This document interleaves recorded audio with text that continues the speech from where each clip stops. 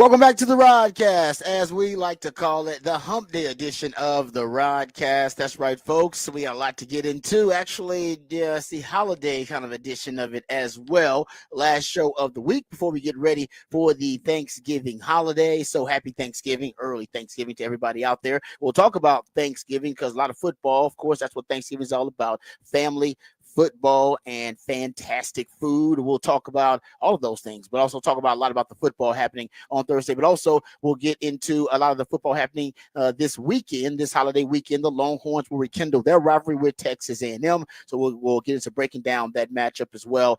Some of the audio we didn't get to from Sark, we'll get back to that too. Previewing the Aggies. We'll also dive into that matchup, the X factors, the X's and O's as well. We'll also talk about some NFL news, notes, and nuggets. We'll get to the Texans, who have a game versus Jacksonville coming up this weekend. We'll talk about the Cowboys, their matchup versus the Giants, give you kind of an injury update. Cowboys got some injury concerns, but we'll talk about that coming up later on in the show. Also, the Longhorns, there are congratulations in order. There are multiple players who are finalists for national awards. We'll talk about that here actually in the first segment and talk about what is the likelihood of the Longhorns bringing some hardware to the 40 acres to claim their spot as the best players in the country at their specific positions. We'll get into that coming up. Also, your usual favorites on the show. We got What the Facts, What the Stats. We got the topic for the big fat poll today. Who said that off the record?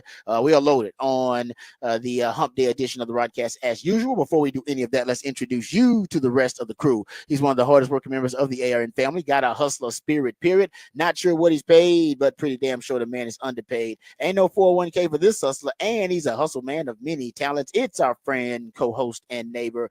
It's Patrick Davis, y'all. What's going on, Patrick? How you doing, brother? I'm doing good. Ready to get it going here on a Wednesday. Ready to enjoy some Thanksgiving coming up tomorrow, and just enjoy a little. Not waking up at 4 a.m. and yeah. I think I have a Friendsgiving tonight, so go hang out with some friends and do. I remember those. Go hang out and we'll see how that goes. It's it should be good. It's catching up with some friends. It's a soup thing, which apparently is a thing that some people do, where everybody brings a soup. Soup. I guess it's ends up being like a potluck or something like that anyway, right? Yeah, it kind of does, but I think it's because they're like, well, there's already people are going to have Thanksgivings on Thursday, and they're having you don't have a lot of food, so you're not going to have turkey 2 days in a row because turkey is. And you don't want anything too heavy before Thanksgiving. Yeah, you don't want to have a full Thanksgiving and then go to your families and be like, not as good, family. No, the soup thing actually makes sense when you think about because it's such a. I mean, obviously, you just gorge yourself on food. I mean, it's gluttonous. It's a holiday about gluttony. So I understand the soup thing as a for the pre-Thanksgiving. That actually kind of makes sense now that you said. I'm like, actually, I don't want to eat a heavy meal before Thanksgiving. Yeah, so it's and I think that's you can just get a bunch of different. Then there'll be multiple soups. I don't think I'm bringing a soup because I'm not a soup maker. Soup guy? I've never made a soup in my life. Oh, from scratch? No, yeah, that's tough. I think I've been can. That is the it. I've never made soup from scratch. Now that's a good point though. I've tried to make. Yeah, gumbo's not really soup, but I've tried to make gumbo. Yeah, like but gumbo. Soup, no. Chili, you can kind of go into chili, but that's not a soup. So you're right. I don't think I've ever made soup from scratch. No. My wife makes a really good tortilla soup from scratch. Okay. It's fantastic. So she can make it. But I'm like, I don't make one. Yeah. So I just go to the store and buy soup, which seems kind of not the point. Any rational human being does. Yeah. Otherwise, so I wouldn't. So I probably would not bring soup. But they're like, we just bring something else to snack on. So I got to find something else that I'll get to snack on. Something that goes with soup. What exactly. goes with soup? I don't know. I'll figure out something and bring something. Yeah. Bread always goes with soup. Soup and bread. There you go. You know just that $1. Bring the salad. That $1 bread. Salad. That $1 bread from HEB. Don't bring that. Hey man, I like that bread from HEB. I get like my that bread from HEB. No, but I'm looking for. I was trying to say that my favorite soup that I drink is whiskey and ice and Coke put into and then just drink. That's my favorite. I was gonna say you don't drink soup, but you drink that soup. You drink that. Yeah, you do. That's the soup I normally have. So we'll see how that goes. But I'm looking forward to that tonight, and then a big Thanksgiving. I hope everyone's going to have a lot of fun over this holiday. Let me introduce my co-host. He's a proud alumni of DBU. He's got more papers than Dunder Mifflin and watches more film than Siskel and Ebert. He is the new Rod Father of Austin Sports Radio, Mr. Rod Babers. I appreciate the intro, brother. Yeah, I mean, I'm with you. It's glorious holiday. Thanksgiving is. It really is fantastic. It's because it's just down to some of your favorite things, just football, lots of food. You get to take a nap is almost part of the culture of the holiday. Yeah. Like that's beautiful. Like nobody's gonna judge you about taking a nap. You almost expect it to just go run off somewhere and take a nap. And then you got football, and when one of the games is just a dud, you're like, all right, well, time to go take a nap somewhere. And then wake up to eat more food again. And then, oh, it's just a beautiful thing.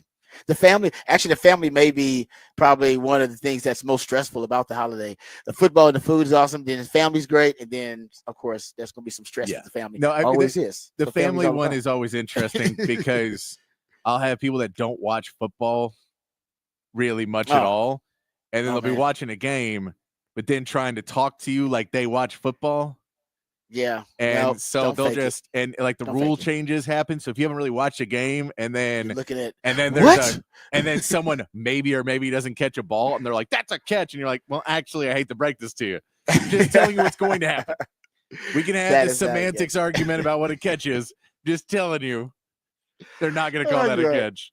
Yeah, you just told on yourself. You ain't watched football in a minute. That's okay. That's okay. You ain't gotta fake it with the family. That's good. Just admit you don't watch it, and it's all good.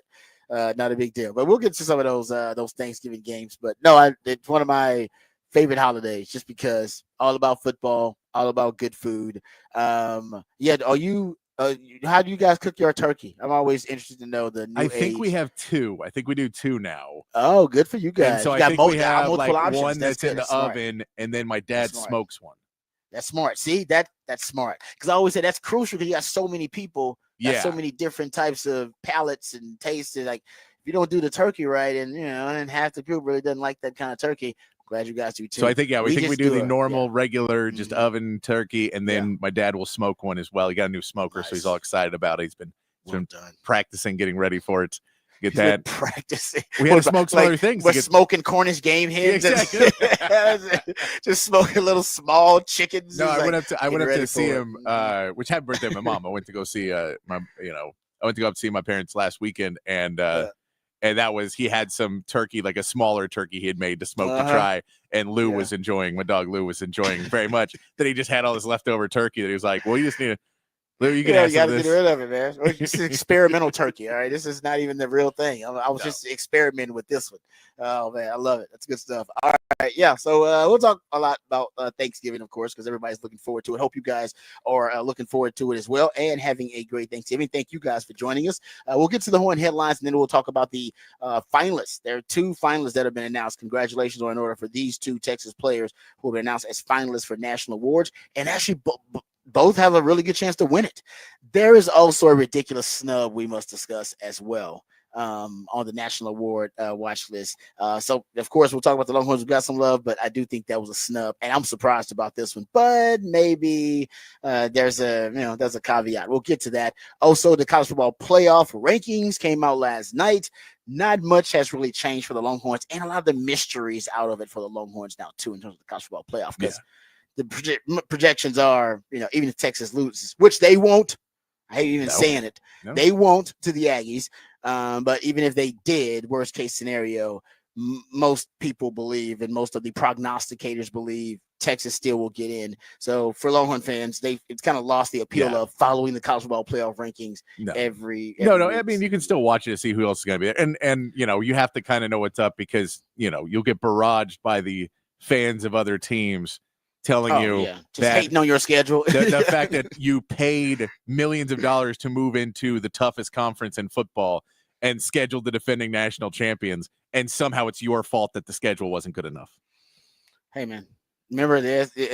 All of a sudden, the SEC is all of a sudden a weak league when Texas is in it. I'm like, hold up, when did that happen? I thought, hold up. Just like, it's just crazy how the narrative shifts. It's like, hold up. So you telling me 6 months ago, Texas wasn't ready for the SEC, and they was gonna get a hell of a shock when they got to the SEC. And man, watch, it's gonna be really an eye-opening experience. Reality is gonna slap you in the face, and then Texas goes into the SEC, and now all of a sudden the SEC is down, except for Georgia, because of course they lost to Georgia. It's like, no, but except for Georgia. So it's crazy. I'm with you. I don't really understand it either. I mean, I get it. I get everyone's gonna make their own case. But this is the whole point of the playoffs. This is why there's an expanded playoffs, because you could be mad about Texas' schedule if there was a 14 playoff. You can be mad about it if they had lost to one of those teams. No, I agree. But if there's a like 14, the only team they lost to was the good team on the schedule. No, but I'm saying Georgia. If there's a 14 playoff, then you can start to say, well, I don't think they should. They're the top 4 teams in the, but they're definitely one of the top 12. Yeah, but their argument is they're not one of the top 4. Right? Their argument is that they should be ranked this high because they haven't played anybody. It's like, well, I get what you're saying, but no one has at the top. That doesn't matter at this point. They have, with the teams they played, they've beaten those teams, and beaten most of them by double digits. And the only good team, I agree, the only really good team they played is Georgia. They lost to Georgia, but I mean, I really don't know the argument most other opponents want to have is, if Texas had lost one of those games, then I think you have a valid argument that Texas is not one of the best 4 teams. Yes. But they didn't lose any of those other games. They only lost to the really good team they played, which is Georgia. No, I'm more thrown off in the fact that no one at the top has really played this super hard schedule that they seem to be wanting everyone to have played. Ohio State is kind of the one because they played Oregon now and they lost Indiana. Oregon. And they trust me, I agree. and they beat an Indiana team. They beat an Indiana team that hasn't played anybody. Trust me, I agree with you. I think it's all about beating the teams on your schedule. It is. I agree. But that's why, that's what we're supposed to see is a 12-team playoff. Is okay. Well, now go win the games in the playoffs. Yeah, and if Texas is really going to be exposed, they'll be exposed in the playoffs. It's not a 4-team playoff where, well, these 3 teams are getting screwed now because they were better and they played a tougher schedule, but it's not going to happen anymore. So, or they'll be exposed versus the Aggies. Yeah. If the Aggies are indeed a good team, they're ranked. They'll be ranked 20th or something like that. Yeah. If the Aggies are a good team, then the Aggies will expose them, which I know most of y'all agree they won't expose them because the Aggies have had their own issues, right? Being consistent, especially the last 2 SEC teams that they've played. Because it's not easy to beat all the teams on your schedule, even if you consider them weaker opponents. It's not easy to go 10-1 through the first 11 games. No. It ain't. Trust me. All right. I tried my best, and I was on the 40 acres. We won 11 games 2 years in a row. It is not easy. And go look at some of those games. They were way closer than they needed to be versus Oklahoma States of the world and Iowa States of the world. Hey, I get it. All right. You want to blow all the teams out, but it's just like the late great Al Davis will say, just win, baby. Oh, man. And it's really hard to do that. Look around the country. Look what happened to Ole Miss last week. Look what happened to Bama last week. It's tough to do it, man. I'm not going to say the Tom Herman quote. All right.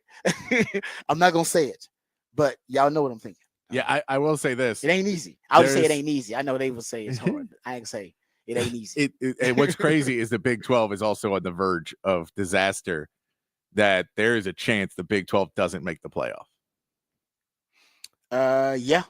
Because it's cannibalizing itself. Arizona State is 16, I believe, and Tulane is 17. And if Arizona State gets knocked out and no one is above Tulane, it does not say a Power 4 school has to be in. All Power 4 schools have to be in it. It just says the best 5 conferences. So Tulane would then jump the Big 12, and the Big 12 would fall out of the playoffs completely. It is a crazy concept that could actually happen, that they have cannibalized themselves enough because BYU fell apart at the end of the season. Yep. That Colorado was supposed to make that run, then they got beat. They got beat by Kansas. Yeah, so that is a crazy concept to say that you walked away from that is now in. That's a horrible, horrible thing for a conference if you're supposed to be a Power 4 and you don't make a 12-team playoff. Yeah, that'd be Brett Yormark's nightmare. Yeah, that would be. That's a nightmare scenario for Brett Yormark. In the first year that Texas and Oklahoma lead, you lose your blue bloods, and then you fail to make the 12-team playoff. That would set a horrible precedent. Yes, for the Big 12. So I'm actually hoping that doesn't happen. You know what I mean? I still got some sentimental connection to the Big 12, so I'm hoping they still connected. They probably need to restructure the format of the playoffs anyway whenever they expand it, and just give the Power 4 conference champion just a guaranteed spot in, which I think they will. But because to avoid what you're talking about, which I think they thought that was going to be be the case, because they thought, but there's never going to be a point where the best team, the group of 6 will have two teams better than the best team in a Power 4. And yet that is close right now. It's very close. That's a great point. Yeah. No, I didn't think about that, but no, you're right. Yeah. And that's because honestly, the truth is, and I hate to say it, they don't really have a power in that conference. Like there's no You know what I mean? There's no blue blood in the conference, but then there is no elite team really in that. Like I'm talking about, there's no elite team in college football. I'm talking about there is no apex predator, I would say. Yeah. In the Big 12, like any of the Big 12 teams can be taken down, it seems, by yes, like some of the middle tier Big 12 teams. In the SEC, that's kind of the conversation we're just having. That's not really the case. There seems to be a clear upper tier of upper echelon of the SEC and the Big 10. Yes. And then there's a significant drop off. Like ACC Texas has some teams at the top 2, and then a lot of teams, a lot of bottom dwellers that you can just knock out. So you can make the argument that parity in the Big 12 is actually going to hurt them. Yes. I mean, parity in the SEC's hurt them. Yeah, I mean, tell it to Ole Miss. Ole Miss will make that argument. Bama will make that argument. That there should be 5 or 6 SEC schools, and there's not going to be, because some of these teams are going to get pushed out because they just lost 3 games. Yeah, that's too many games to lose. Texas, you can say what you want about the schedule. I actually agree with you about the Texas schedule being weak. Still, at this point in the season, 10-1 gets rewarded because it's really tough at this point in the season at any level of football. Actually, yeah, it is to win 10 games to 11. It's look around the country. How many teams have done it? It's just really rare and tough, no matter what level and no matter what competition level. That's a week to week consistent thing. So Texas is one of the top 4 teams in the country. I truly believe that. Have they been tested and passed every test? No. they because the test was Georgia and they didn't necessarily pass that test, but we'll see. They'll get that chance again, and they'll get their chance versus A&M. I think that'll be a tough game for the Longhorns on the road. The way the Aggies are, the way the Aggies are approaching that from the fan perspective and from the team perspective. All right, so let's talk about that. We'll get into that. We'll also get back to the college football playoff rankings, give you those. We'll also look into the national award finalists for the Longhorns. You got 2 of them, so congratulations to those guys. We'll talk about it, all of that and more. But first, let's get educated, updated, and informed with all the top stories of the day with Patrick Davis and the Horn Headlines. All right, your Horn Headlines brought to you by Top Gun Rentals and Lawn Equipment. In the NBA, the Rockets beat the Timberwolves 117-111 last night, pushing their cup play record to 3-0. Fred VanVleet had 27 points and 11 assists, and Alperen Şengün added a triple-double. The Spurs won their 4th straight game, 128-115 over the Jazz, with Victor Wembanyama putting up 34 points in the game. Tonight, the Spurs are back in action against the Lakers. The Mavericks welcome Jalen Brunson and the Knicks, and the Rockets take on the struggling 76ers. In college basketball, number 1 Kansas held on 75-72 to hand number 11 Duke their 2nd loss of the season. Unranked Colorado handed number 2 UConn their 2nd straight loss in a row, 73-72. And number 20 Texas A&M lost their 2nd game of the season to an unranked Oregon team, 80-70. In college football, the latest playoff rankings were released with Texas remaining at number 3. Indiana dropped to number 10, and Arizona State now sneaks in as the final team. Clemson, Alabama, and Ole Miss are on the outside looking in at 12, 13, and 14, respectively. And that is your Horn Headlines. All right. Thank you, Patrick, for the Horn Headlines. All right. Really quickly, we were just talking about the college football playoff rankings, but here are your latest top 12. You have Oregon at number 1, Ohio State at 2, the Longhorns at 3, Penn State 4, Notre Dame 5, Miami 6, Georgia's at 7, Tennessee 8, SMU 9, Indiana's at 10, Boise State 11, and you have Clemson at 12, Alabama 13, and Ole Miss at 14 on the latest college football playoff rankings. And then your seeding, which is different than your rankings.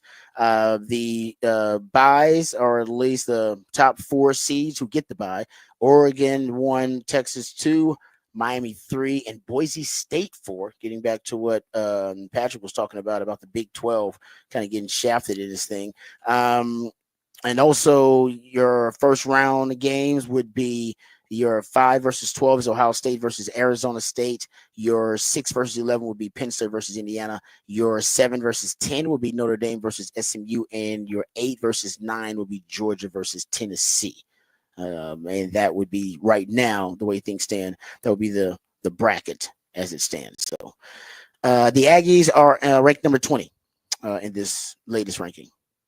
So that Longhorns, that will be a number 3 versus a number 20 matchup coming up this weekend, which we will talk a ton about, obviously, all throughout the show. We'll get into that and play some more of the audio. We didn't get to all of the audio from yesterday from Sark. I want to get to back to some more of that. Him talking about the quarterback for the Aggies, Marcel Reed, who will be a bit of a challenge for them to corral. We'll talk about that. But let's first give some props to a couple of Longhorns who were announced as finalists for national awards. Jahdae Barron, as we thought, I mean, no surprise there. He is indeed a finalist for the Thorpe Award.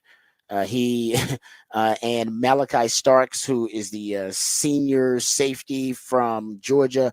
Caleb Downs is the safety out of Ohio State. Remember, he's the safety that transferred from Alabama. Really good player. Honestly, the way it's looking just right now, Jahdae Barron seems like the obvious winner. I don't want to be cocky about this thing, and I'm sure the committee's got their own criteria. But if you look at, tackles, overall tackles, I mean, two guys are safety, so you're talking about different positions, so different overall impact on the game. But if you want to look at statistical comparison, tackles, Jahdae Barron would be second. Caleb Downs has got 50, so he's got 41. Solo tackles, he's got 27. That's second behind Caleb Downs is 29. Tackles for loss, he's got 2, but Caleb Downs has 6.5, and Malachi Starks has 4. So he's as a safety, as a corner and not a safety. You would expect that to be the case. PBUs though, he's got the clear advantage. He's got 8 passes broken up. Malachi Starks has 2. Caleb Downs has 3. So he's got more than both of those guys combined. Interceptions, he's got 4. Malachi Starks has 1. Caleb Downs has 0. So he's got more interceptions than both of those guys combined. And completion percentage allowed, he's at 57%. Malachi Starks is at 61%. Caleb Downs at 70%. And touchdowns allowed, he's allowed 0. Same as Caleb Downs and 1 fewer, of course, than Malachi Starks. And coverage yards allowed, he's allowed 200. That would be second fewest among these finalists because Caleb Downs has allowed 123. Like I said, it would seem to me that not only does he have a pretty good case, that seems like he should be the favorite. I haven't looked out even. I'm sure there's some odds out there, Vegas odds. I don't know what they are, but based on the stats and based on the big game performances too, I'm sure those other guys. But Jahdae got 2 picks in the Georgia game. That was a big game for Texas. They didn't win. I get that. But that was still a big game for him and nationally televised. Everybody's watching. And he made a really good play. And, I think that play that he made in the Arkansas game and the play that he made in the Colorado State game, I believe it was, early on in the season, they're nice highlight reel plays. Like they're just great. I mean, they'll be on his draft highlight. Guaranteed. Both of those picks will be on his draft highlight reel tape when he's drafted, and they'll play it because they're great splash highlight plays. And as a DB, you need those too because those will be played when they play the highlights of Texas and the big plays on Sports Center, and they go through the quick, 15-second review of it. They play those big plays, and as a DB, it's crazy to say that. It need to be any position. If you're going to be up for a national award, those members of that committee who vote on that award, they're all over the country. They're everywhere. All right. They're not watching all the games. I'm sure there's some requirement, or I'm sure there's probably some expected, amount of due diligence you're supposed to do. They ain't watching all them games. They watch the highlights and they hear the names and they go, oh, this guy's a good player. And they start to hear that name more and more and they vote for that guy. All right. And that's, I think, for Jahdae Barron's going to help him because I'm sure that some of those plays have been mentioned before in highlights of Texas and why this defense is so good. Oh, he's the best player on the defense, or one of the best players on the defense. And he's been around a while. So I think the senior thing, we talked about that, how that hurt Anthony Hill with the Butkus Award. It's helping Jahdae Barron because he's been around for a long time. And sometimes these things end up being kind of career achievement awards, which is not cool. It shouldn't be that, but sometimes that ends up being the case. So I actually think Jahdae Barron's gonna win it. I'm not just saying that because I want it to happen. I'm a little biased, but I actually think he's going to win it. Now I will say Travis Hunter not being selected as a member of as a finalist for the Thorpe Award, and I don't know how many they can throw out there. And Patrick, I'll send you, actually, I meant to do this. I'll send you some sound of Dion. I just sent it, sound of Dion, because Dion was not happy. One of the, understandably. Understand. Yeah, no, I get it. Travis Hunter should have been. I remember I said initially it's going to come down to Travis Hunter and Jahdae Barron. Yeah. So those will be, I think I said those two guys will definitely be finalists. I could not believe the one who didn't make it was Travis Hunter. Talk about hype and promotion and marketing.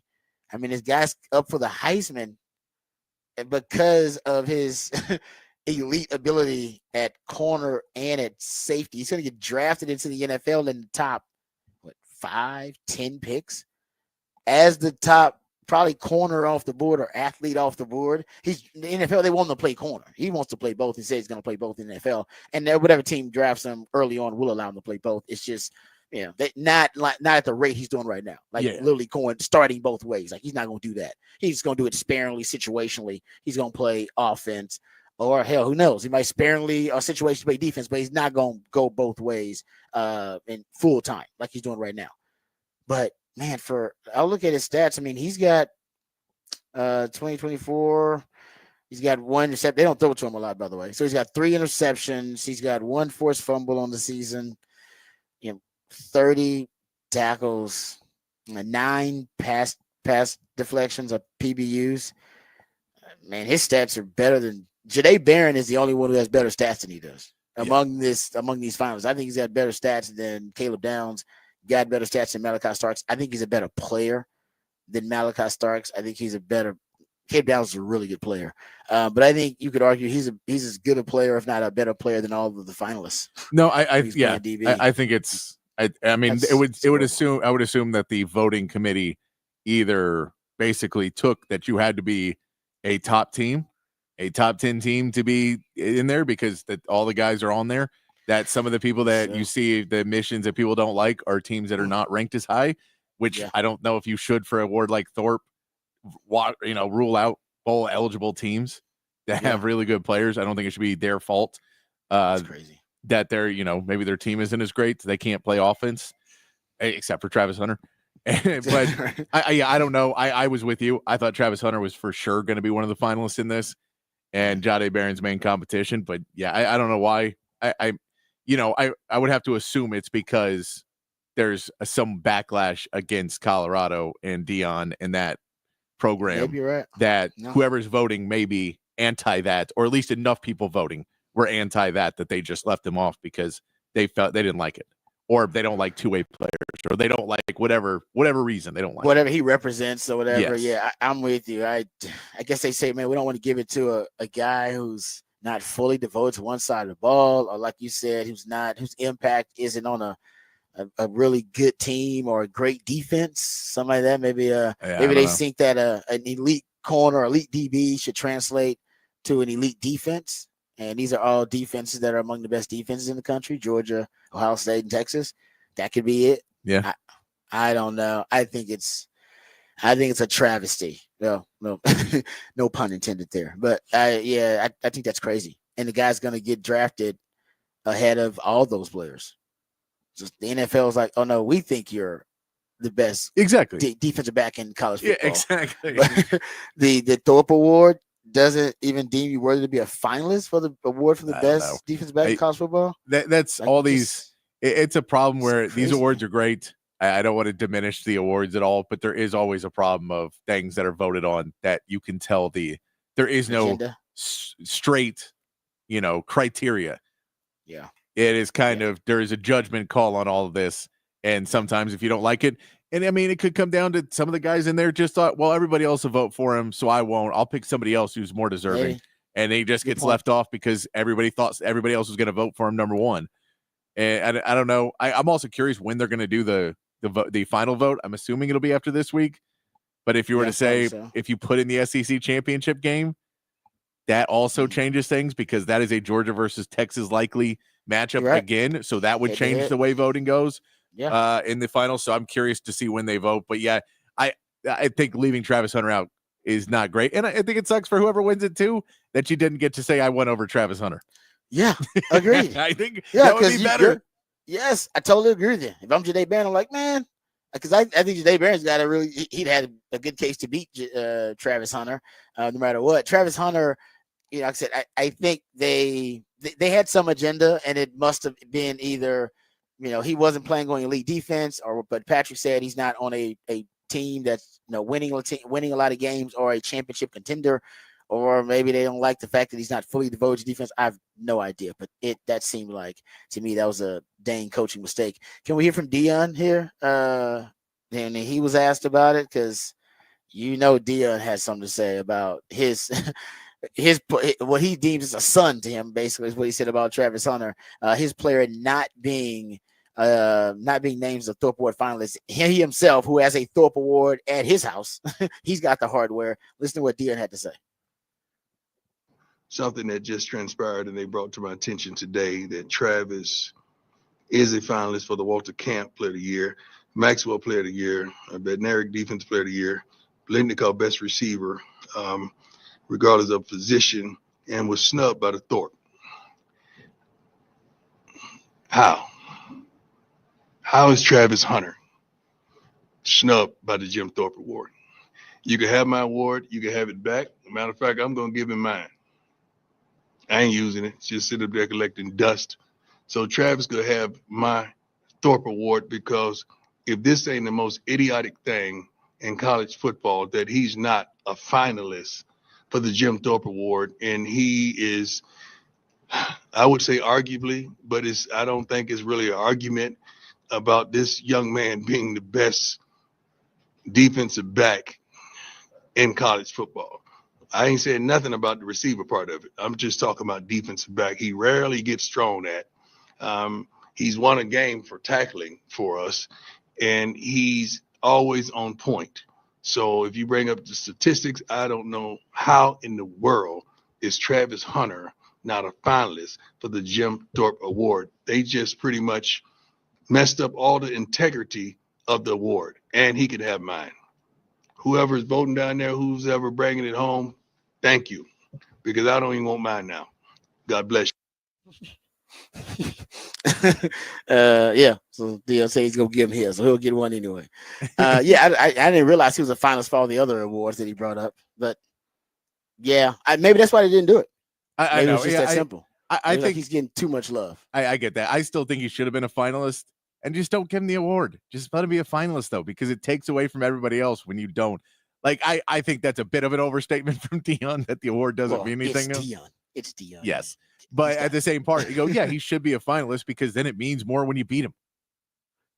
Yeah, I'm with you. I think you did, like you said, you do take away from the credit. I think you take away from the credibility of the award itself. When everybody's like, oh, he was drafted like top 5 as a corner, and then he wasn't, as finalist for the award for best defensive back. Like that's a bit crazy. No, and I mean, if we want to go back, it's clearly different voting. But if we want to look back at probably the last great two-way player, Charles Woodson. So where I'm going to go, the last great. And he didn't do it full time. He did it situationally, sparingly. Right? 97 Thorpe Award winner. So just putting, he won the Thorpe. So I'll just say that was when I went back to look at it and go, did he win it? Or is it they don't want to give it to a two-way player? What about Champ Bailey did the same thing. Champ Bailey was playing two ways. I think Champ Bailey had to win the Thorpe, didn't he? Well, I don't say had to, but you would think. He was going both ways a little bit. They threw Champ Bailey out there. I remember that too. So I wonder if Champ Bailey won it. I don't know why you would be anti Travis Hunter because of his dual two-way ability, but that's just crazy. And I don't know. Honestly, I don't think he deserved to be a Biletnikoff Award finalist. That's the one I would question. That's why I'd be like, nah, I don't know if he should be a Biletnikoff Award finalist. There's a lot of really good receivers out there. Yeah. In college football. I think he is one of the top defensive backs in college football. Wide receiver, I'm not sure he's one of the top 3 best wide receivers in college football. I'm not sure about that. And I don't know if the stats would back that up either. But he is. I mean, he's legit though. He's one of the best wide receivers. I think he may be top best cover corner right now in college football. I think he's a little bit better of a cover corner than Jadae Barron is. I think Jadae Barron. I think is a great DB. He's fantastic. I think he's going to win the Thorpe. But if you're taking guys who can get straight out cover, just a flat out man coverage defender, I think Travis Hunter is probably a little bit more elevated than Jadae is a straight up man coverage guy. just play bump and run corner, no help, leave him out there on an island. Champ Bailey was a finalist, did not win. Hey, exactly. At least he should have been a finalist. Yes. That's all we're saying. Nobody said he should have won. I want Janae Barrett to win. I think he should win. But a finalist, not a finalist, yeah, it's a bit. I don't know. I think that's a bit crazy. That's a bit crazy. Strange. All right, we'll come back. We'll get into some Texas football conversation. We'll talk Texas A&M. Start to preview that matchup and dive into the X factors in the Texas A&M game. And here's Sark's thoughts about their opposing quarterback, Marcel Reed. All of that and more right here on the Rodcast featuring Patrick Davis. I'm Lifetime Longhorn Rod Babers coming back on the horn.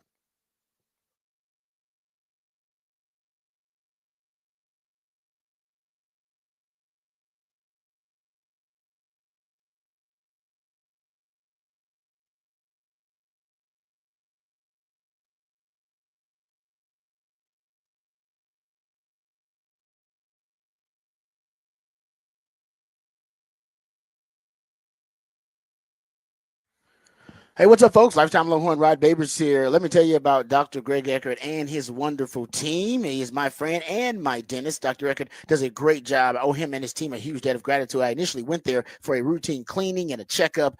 They're so thorough in their checkup. As a matter of fact, they found that all of my wisdom teeth were growing in sideways and that they were causing all types of issues, impacting my molars. It was on the verge of a disastrous situation, but there was no need for me to worry because I was in great hands with Dr. Eckert and his staff. They actually made sure I was educated and informed about everything that was going on. They got the procedure scheduled, made sure I was comfortable with the procedure and the process, got it done. I was back at work within a couple of days, and my dental health and dental hygiene have never been better thanks to Dr. Eckert and his team. Now, hopefully for you, it's not as serious as having all of your wisdom teeth extracted. Hopefully for you, it's something pretty routine, but even if it is something serious, you're in the best of hands with Dr. Eckert and best of hands with Dr. Eckert's team. They can handle anything from general dentistry, teeth whitening, dentures, porcelain crowns, veneers, dental implants, full mouth reconstruction, even root canal therapy, whatever it takes to ensure you're getting the best quality dental care available. That's what Dr. Eckert and his team are all about. And right now, they actually have the technological expertise to give you a brand new smile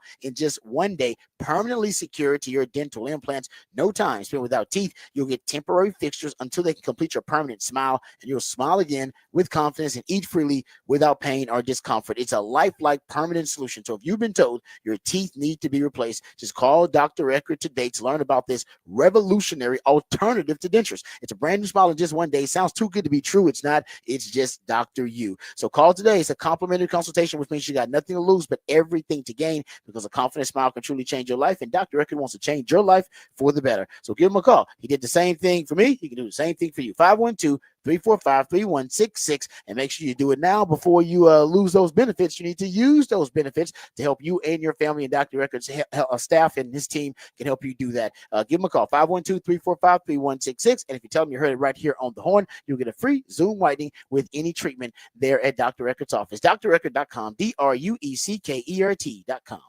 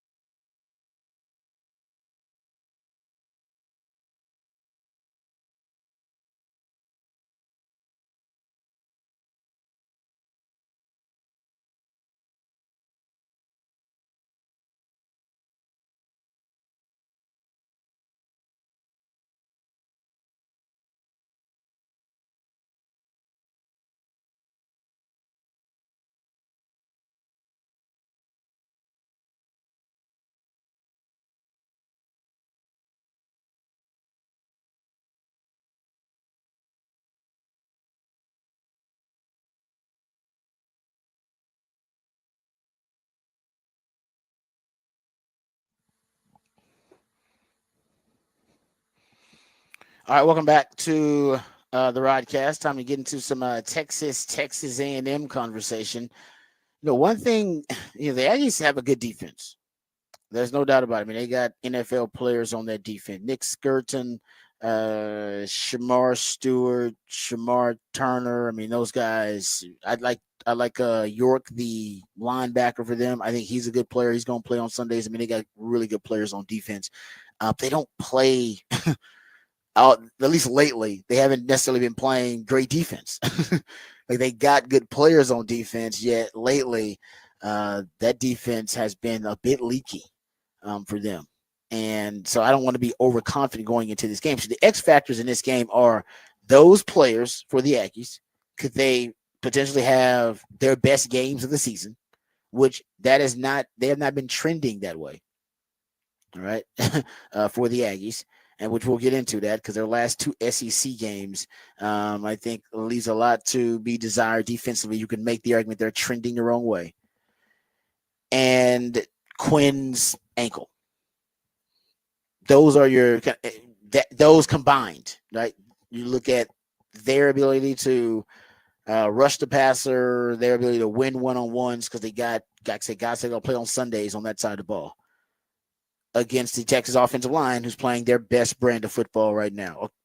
I think coming off that game versus Kentucky, where they were able to impose their will in the run game, and they had that drive in the fourth quarter where they ran it 15 times in a row when their quarterback could barely move. The only thing he could do was turn around and hand it off. And your, most explosive ball carrier couldn't hold on to the football. So you were limited in a lot of options, and you had to just lean on your offensive line, and your offensive line led the way for Texas. Can they do that on the road? Does that travel? Can you pack that travel? Can you pack that up and take that to Aggie land? That's going to be the question against this front. And I wonder if they'll be able to run the ball. If Texas can run the ball versus A&M, then, man, that's going to be all she wrote. Because I do think it depends on looking at Quinn's injury. And that's the thing. Are they going to protect Quinn? We don't know the severity of the injury. It was a mild ankle sprain. How mild? What's their definition of mild? And the Aggies, if they get to Quinn a couple of times, does it get aggravated? Does he re-injure it? And how long does it take before it makes him less effective? Before it starts to have an adverse effect on him. The Aggies got 195 pressures as a defense. That's top 20. And like I said, they have NFL players in their front seven. Like guys, there's no doubt guys that are going to play on Sunday. I don't think they got more NFL players than Michigan. So we've seen Texas play against the defense with NFL players. Georgia, of course, but that didn't go the way Longhorn fans would have wanted. But we've seen them go up against NFL caliber players and still have their way offensively with them. Here's the thing, though, about the Texas A&M defense. It's trending the wrong way in their last two SEC games against South Carolina and against Auburn. I don't know if you guys got a chance to watch that Auburn game. That defense looked like they were either tired or like guys were just out of their gaps. Out of their gaps or guys getting pushed back. And that's not a good sign going up against Texas coming off their best rushing effort of the season. Jaquez Hunter, who's a really good running back for Auburn, 130 yards.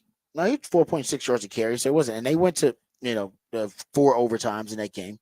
But it was more the explosive plays they gave up in the passing game that I saw. You guys know I'm always looking at the explosive plays. They had Cam Coleman had 128 yards receiving. Kendre Lambert Smith had 104 yards receiving, and he did that on just 2 catches. He had 2 catches for 104 yards. So explosive plays. And Cam Coleman's just a man. I mean, at the catch point, that dude's a freak. I think he's 6'3", but he plays like he's 6'6" out there. And he had 2 touchdowns. Just a man in the red zone. So that's what they ran the ball with some success. But it was really what the run game set up some shots downfield where the Aggie DBs were out of position or eyes in the wrong place. And then you go to the South Carolina game, their last SEC game prior to the Auburn game. And man, South Carolina ran the football really well. Raheem Sanders had 144 yards. Now, both of those teams do have somewhat of a dual threat quarterback, or at least a +1 in the running game with their quarterback. Lenora Sellers also went off against the Aggies for 106 yards. But once again, I thought it was the plays in the passing. They allowed one receiver had, if you go look at, as a matter of fact, one receiver had 4 receptions for 132 yards. Chunk yardage plays. Big chunk yardage plays.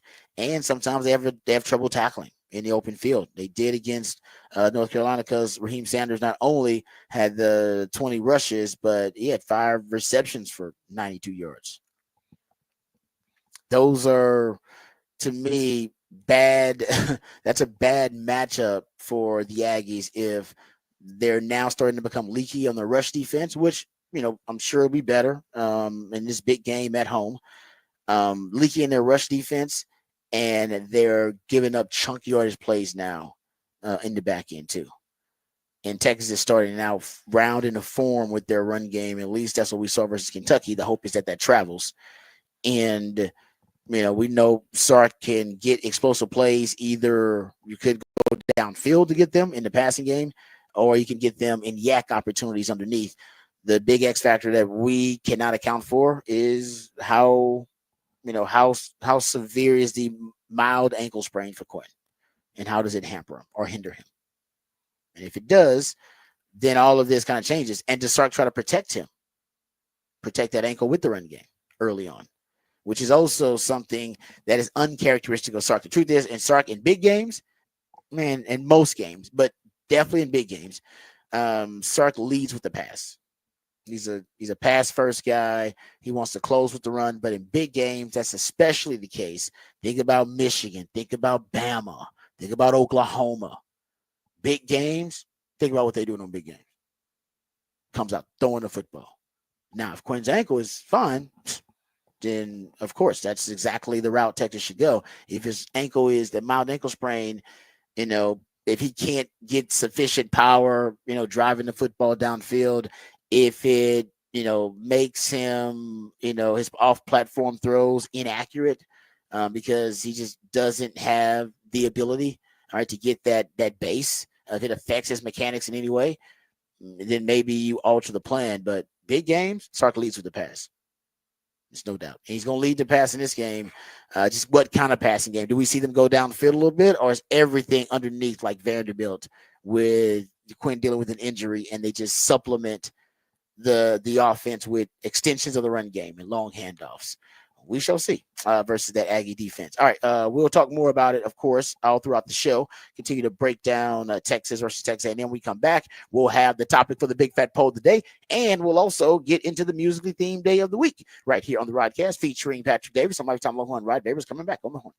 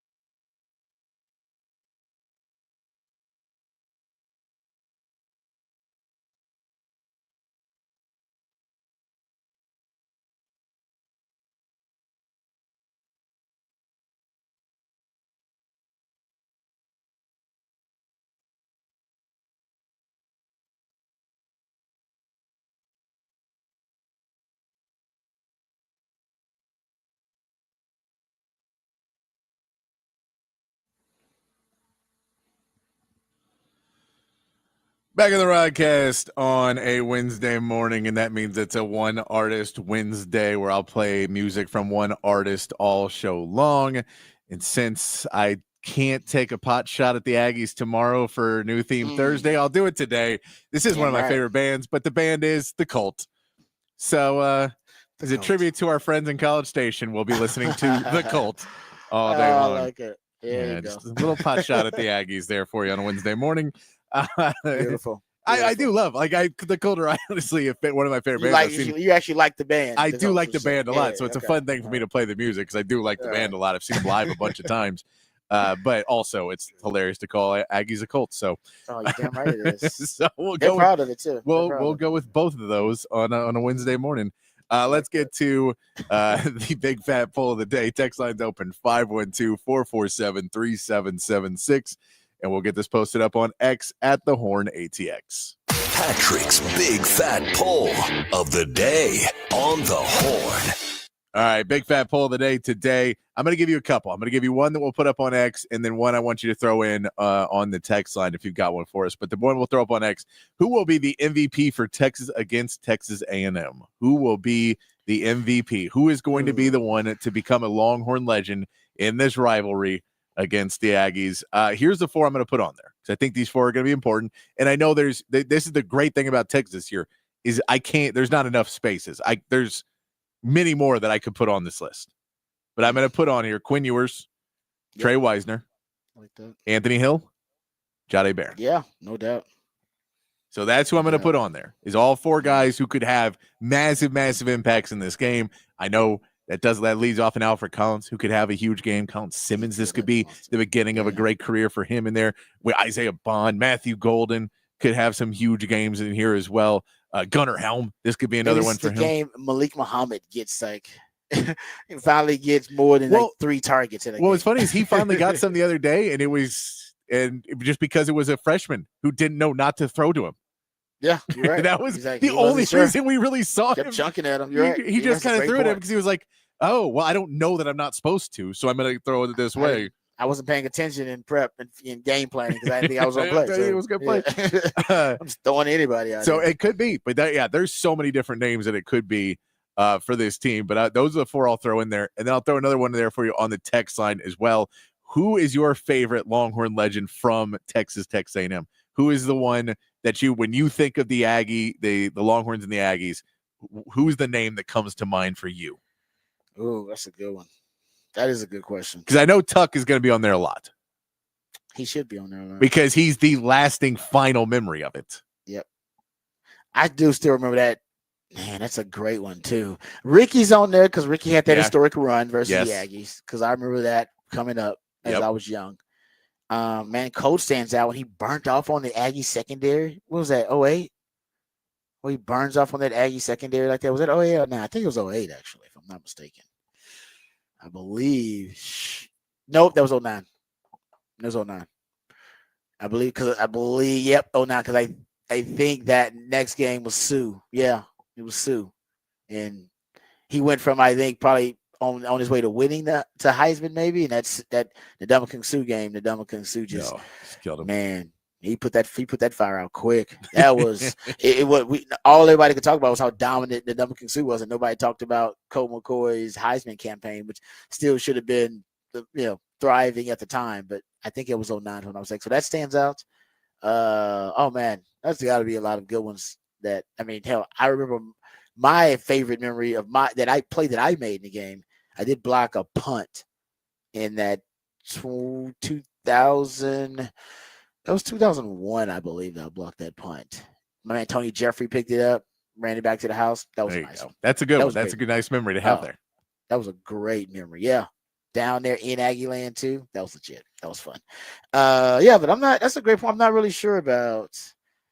Like historically, I'm sure a lot of folks kind of go back to the 80s. And that's what I'm saying is because I looked up a little research about it, and there's a lot of there's some moments and there's a lot of games that are really big, but Ricky and Tuck are the two that come up the most probably. Yeah, that Ricky one was. I can still see him like getting tackled in the end zone. Yeah. And all that so, stuff. But I want to see what you guys have on the text line. Throw that in 512-447-3776. Who is your favorite player? What's your favorite memory when you think of this Texas A&M rivalry? Who's the player, and why do they come up for you that you think that's the guy? Honestly, man, we were just talking about this the other day. That Case McCoy run, in 2011. Remember the run that set up the field goal?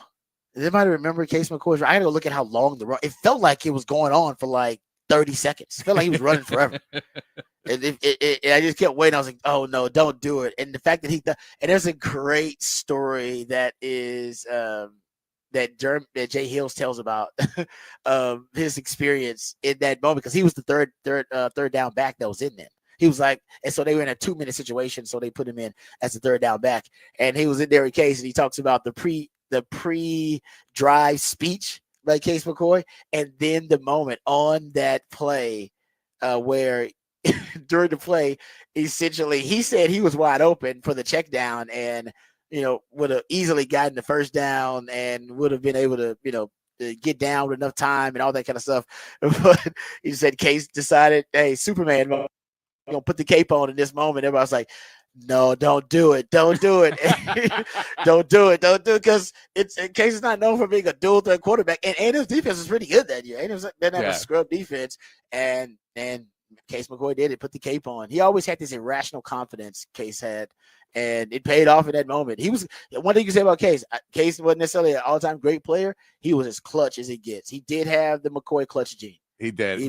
We've got a couple on the text line already. The Case McCoys are already thrown in there. I think 3 for Case already on there. I'm telling you, dude. If you remember that run, you're like, no, whoa, oh no! It's one of those things like, no, oh yes! And it was. I remember it vividly, like, because I was on the sideline. I was doing sideline reporting. Yeah. I remember everybody was like, no, don't. Oh, and then he just matched. He just got it done. You got to give Case, of course. I gotta go find. I'm gonna find out how long that run was, because it felt like he was running forever. I bet it was like watch it again. I haven't seen that play in a long time. I bet it was like an 11-yard run, but it felt like he was running forever, because he was just, and he wouldn't go down. And I was like, oh no, don't fumble. And the ball secure. Oh man, it was crazy. That was a crazy. We've also got a Michael Griffin block punt on here. Someone's thrown in there. That's a good point. Yeah. Some good. That was big too. Hold on. I got the play-by-play here, Texas. We'll try to pull it up. Oh no! Oh, let me see it. All right. I'm trying to find out how long that Case McCoy run was.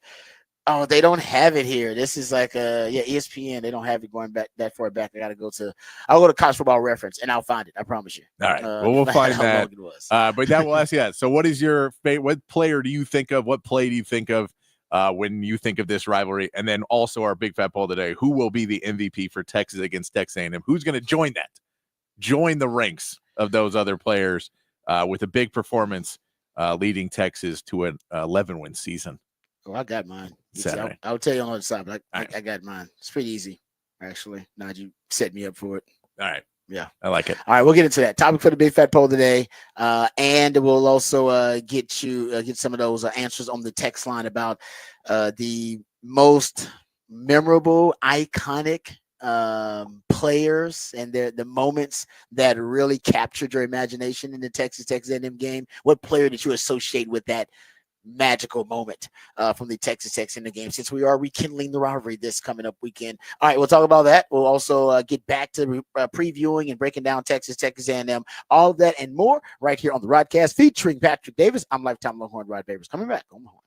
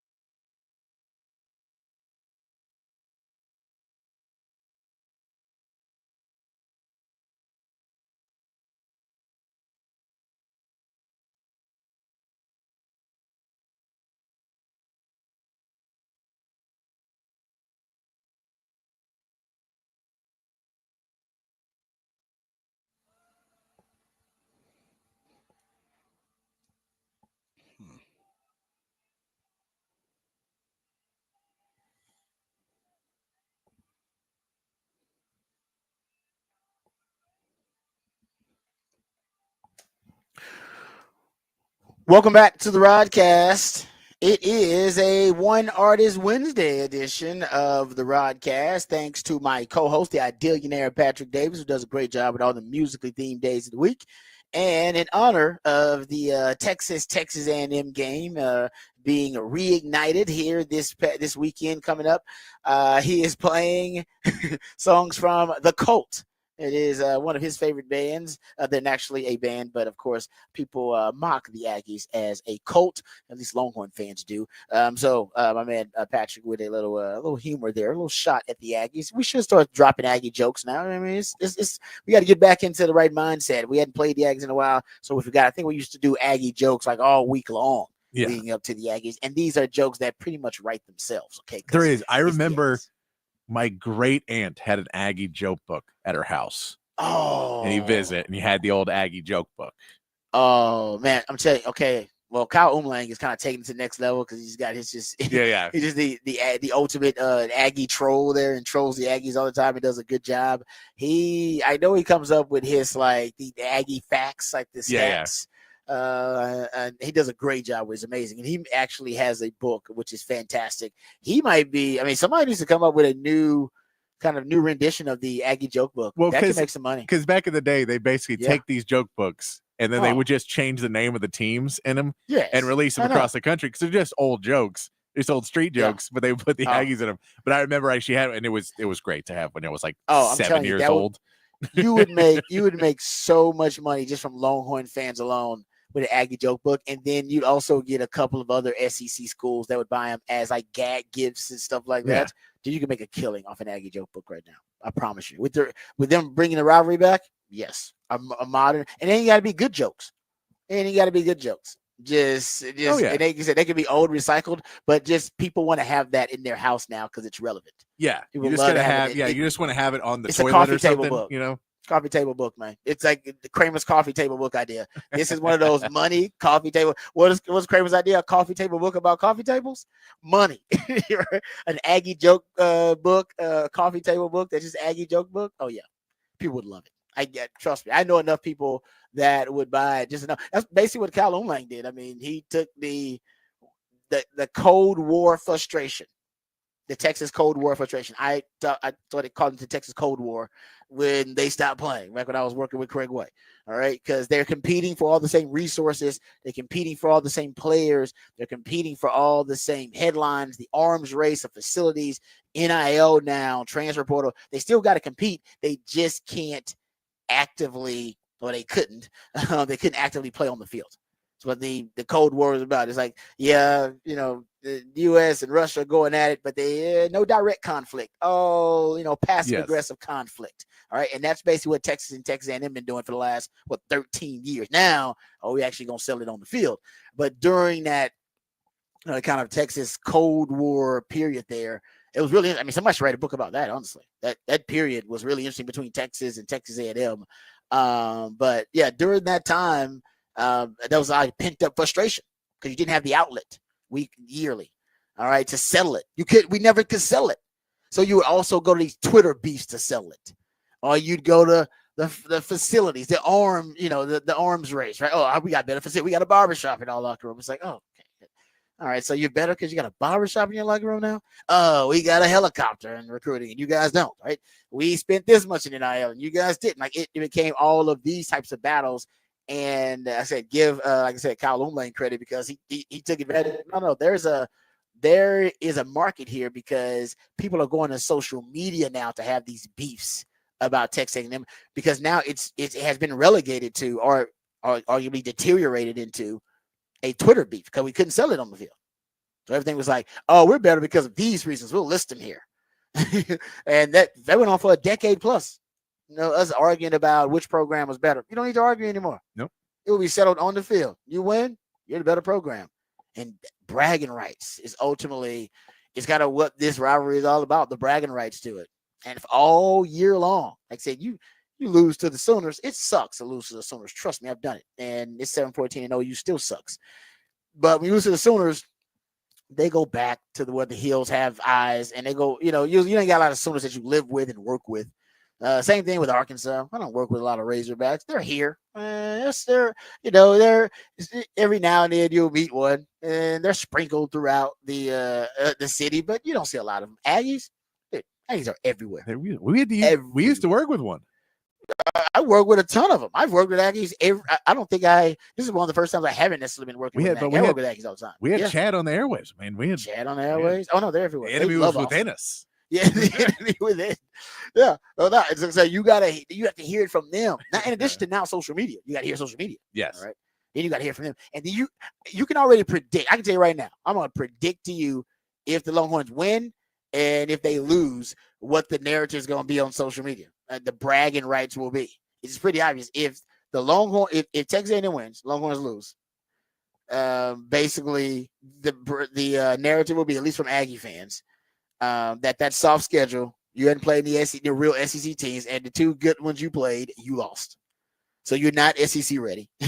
That'll be the one talking point. You're not SEC ready. And then Mike Elko, in his first year, had got them to a championship, and Sark couldn't do it in the SEC when he got there, but Sark's in his fourth year. Yes. Right? I'll tell you how the narrative will already go. Like, that's just how it's going to start. And then if Texas wins, I can already predict what the social media narrative is going to be there. That the Aggies had a 12-year head start, still couldn't get it done. Got suck because a 12-year head start on Texas. Texas got in there the first year, already lapped you. It went to an SEC title game, and is going to compete to win one.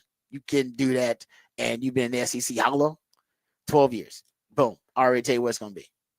So it bragging rights, because you can make the argument that one side or those narratives are true depending on who ends up winning. And so for Texas, bragging rights. And now you actually can go into the household of a young, Texas prospect, and our prospect in the state of Texas, and go, no, we're the best program in the state. See, we won. I don't have to prove it through all these other ways. No, we beat them. We're better. And we haven't been 13 years since you made a recruit and say that. 13 years. Those kids you're recruiting were 5 years old, 4 or 5 years old. Yeah. Yeah, you didn't better say that. Man, that was part of Mac Brown's recruiting pitch. It was a big man. Mac Brown was 10-4 versus the Aggies. Mac Brown didn't lose to the Aggies very often. I was 3-1 versus the Aggies. I mean, we pretty much owned the Aggies. And that's when Mac Brown, it's no coincidence that Mac Brown also had essentially he was the last coach to rule the Iron Throne in the state of Texas. And he will be the last coach to rule the Iron Throne. He'll be the last one. God bless Mac, who just got fired. And what I mean by rule the Iron Throne, have his pick of all the best players in the state and really have no peer in recruiting, no competition in recruiting. And it happened for like 8 straight years. Basically we were number 1 class in 99. Man, Mac was taking all the best players in the state. Everybody else got his leftovers. He didn't get in recruiting battles. A&M was the only program that Mac would get into a recruiting battle with. He wasn't in recruiting battles with Baylor. He wasn't in recruiting battles with TCU. You serious? They weren't even recruiting on the same level. It wasn't. And Mac and RC, because remember I told you the story about RC. RC is the one that convinced me to stay in the state. RC said, if you want your parents to go to the games, I'm sure this was a recruiting pitch for him, for all these 17-year-olds that are young teenagers that had close bonds with their parents, that if you want your parents at the games, you better stay in the state of Texas. And he could pitch that. Why? Because at the time, they can make the argument they were the best program in Texas. And you're like, no, really? They won the Big 12 in 98. I was in 99 class. When I was coming up, they were making that pitch. We're the best program in the state. We beat them. We got the wrecking crew. We're the best program. We're the premier program in the state of Texas. I know now it sounds laughable, but that was being pitched. And then when Mac had that 10-year run of winning double-digit games every year, he could walk into the living room of the best players in the state of Texas and go, we're the best program in the state, got the best facilities in the state. We compete for championships. You want to come to Texas. And it was an easy sales pitch.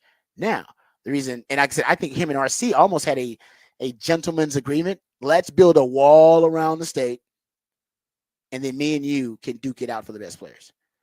And we don't want Michigan in here. We don't want Notre Dame in here. My teammate and best friend from high school, Jerome Sapp, went to Notre Dame. That was rare back in the day for them to come into the state because there was a bit of a wall around the state. Texas and Texas A&M got the best players in the state of Texas. That is not the case anymore. And when Texas and Texas A&M stopped playing, and Mac had his fall from grace, which happened around the same time, right? He had his fall from grace at 2009 to 2010. Texas stopped playing Texas A&M 2011, and that wall around the state deteriorated. And Mac and A&M could no longer walk into living rooms and go, but A&M did it in 2012. I would say that they were able to do it in 2012 and say they're the best program in the state, Johnny Manziel, that kind of thing. And right, it banked in recruiting, and it helped. They're getting that SEC bump in recruiting. By the way, I supported the Aggies when they went to the SEC and said they'd win double-digit games.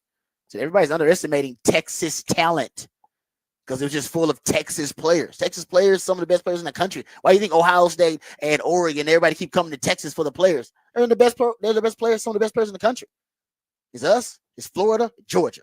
That's where you're going for the best players in the country. Georgia, Texas, and Florida. And I think Mac and RC had a little gentleman's agreement. Now, when Mac fell off, RC was already gone, and then Texas no longer played A&M.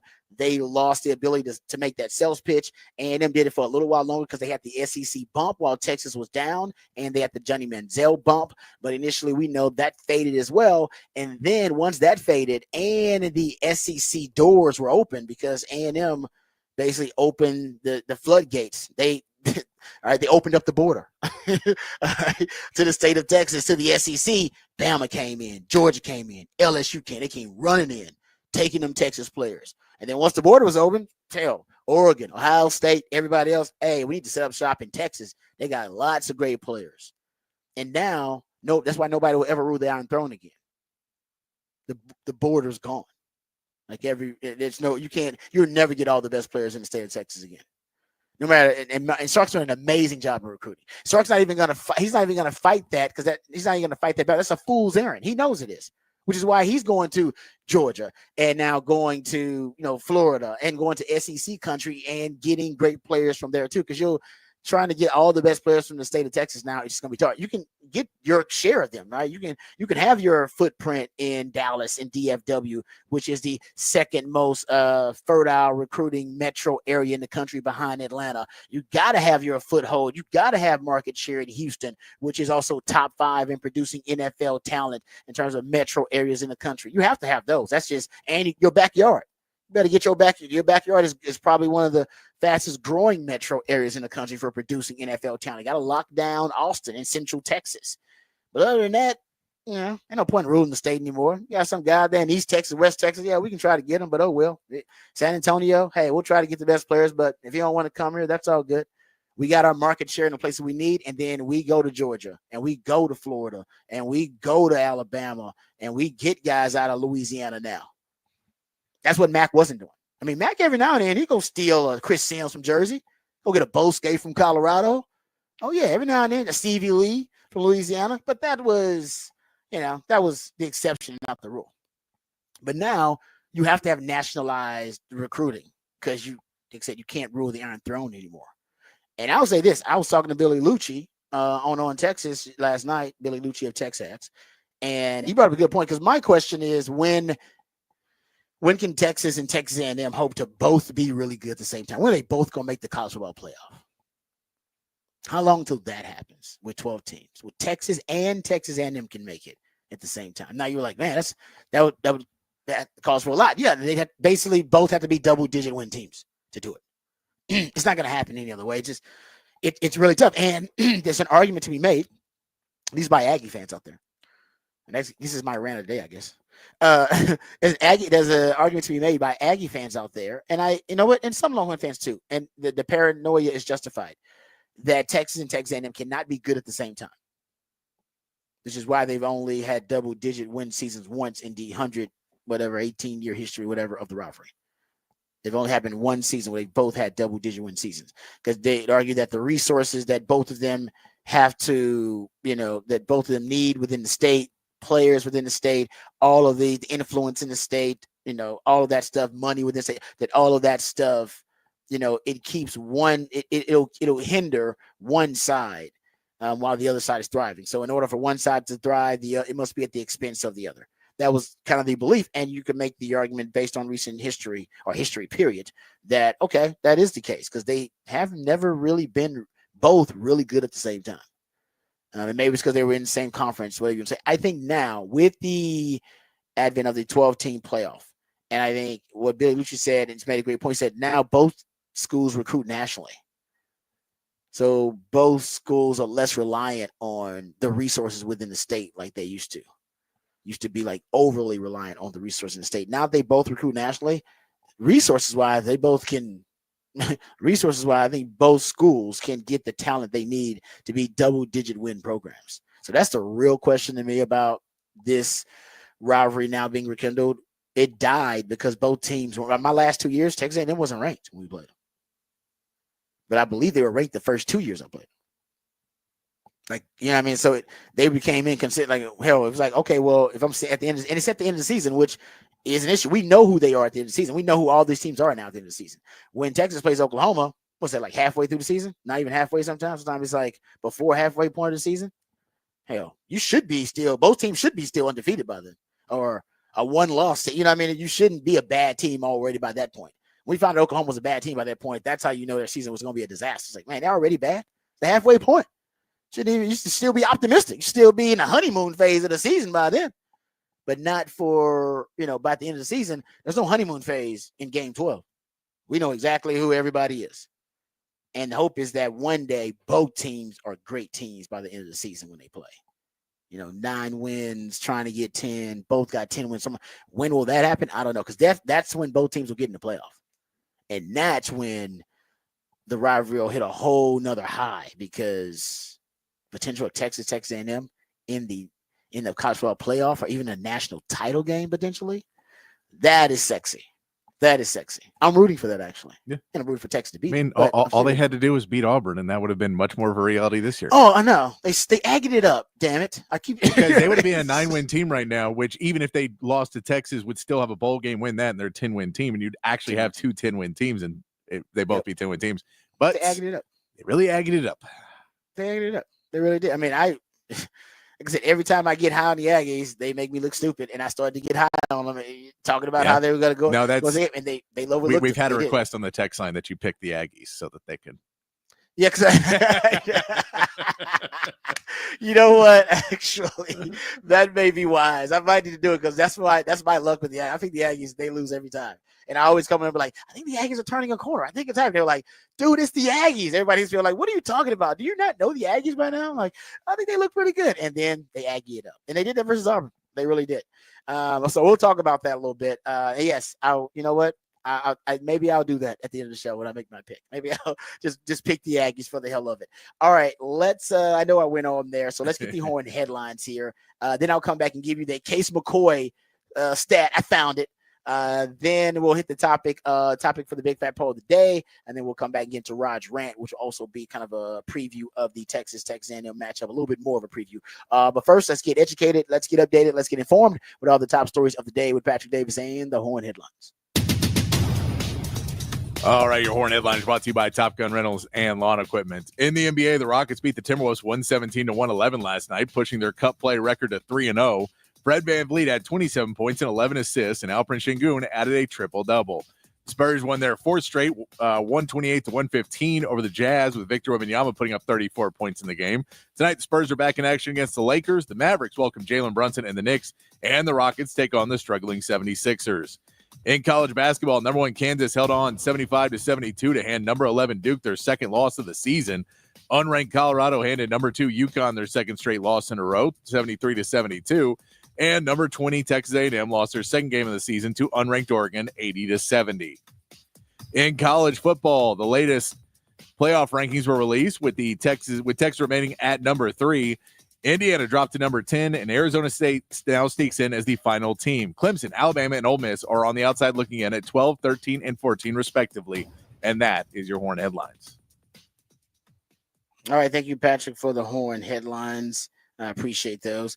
Okay, so we were talking about, let's get to the topic for the big fat poll today first, which will lead us to this conversation that we were having about iconic plays and players from the Texas A&M game. But Patrick, what is the topic for the big fat poll of the day? The topic for the big fat poll of the day is who will be the MVP for Texas against A&M, who will make themselves a Longhorn legend in this game. I gave you 4 options. If you have other ones, feel free to throw them in on the text line. Feel free to throw them on X as well. I gave you Quinn Ewers, Trey Wisner, Anthony Hill, and Jahdae Barron. Right now, Anthony Hill is leading the votes starting off with 46% of the vote for Anthony Hill. Think he's going to have a big game. Quinn Ewers is second at 28%. Trey Wisner with 17%, and Jahdae Barron at 8%. That was going to be my pick too. It's going to be Anthony Hill, in my opinion, just because we talked about this yesterday. The last time, I believe it was it Gabe Eichert.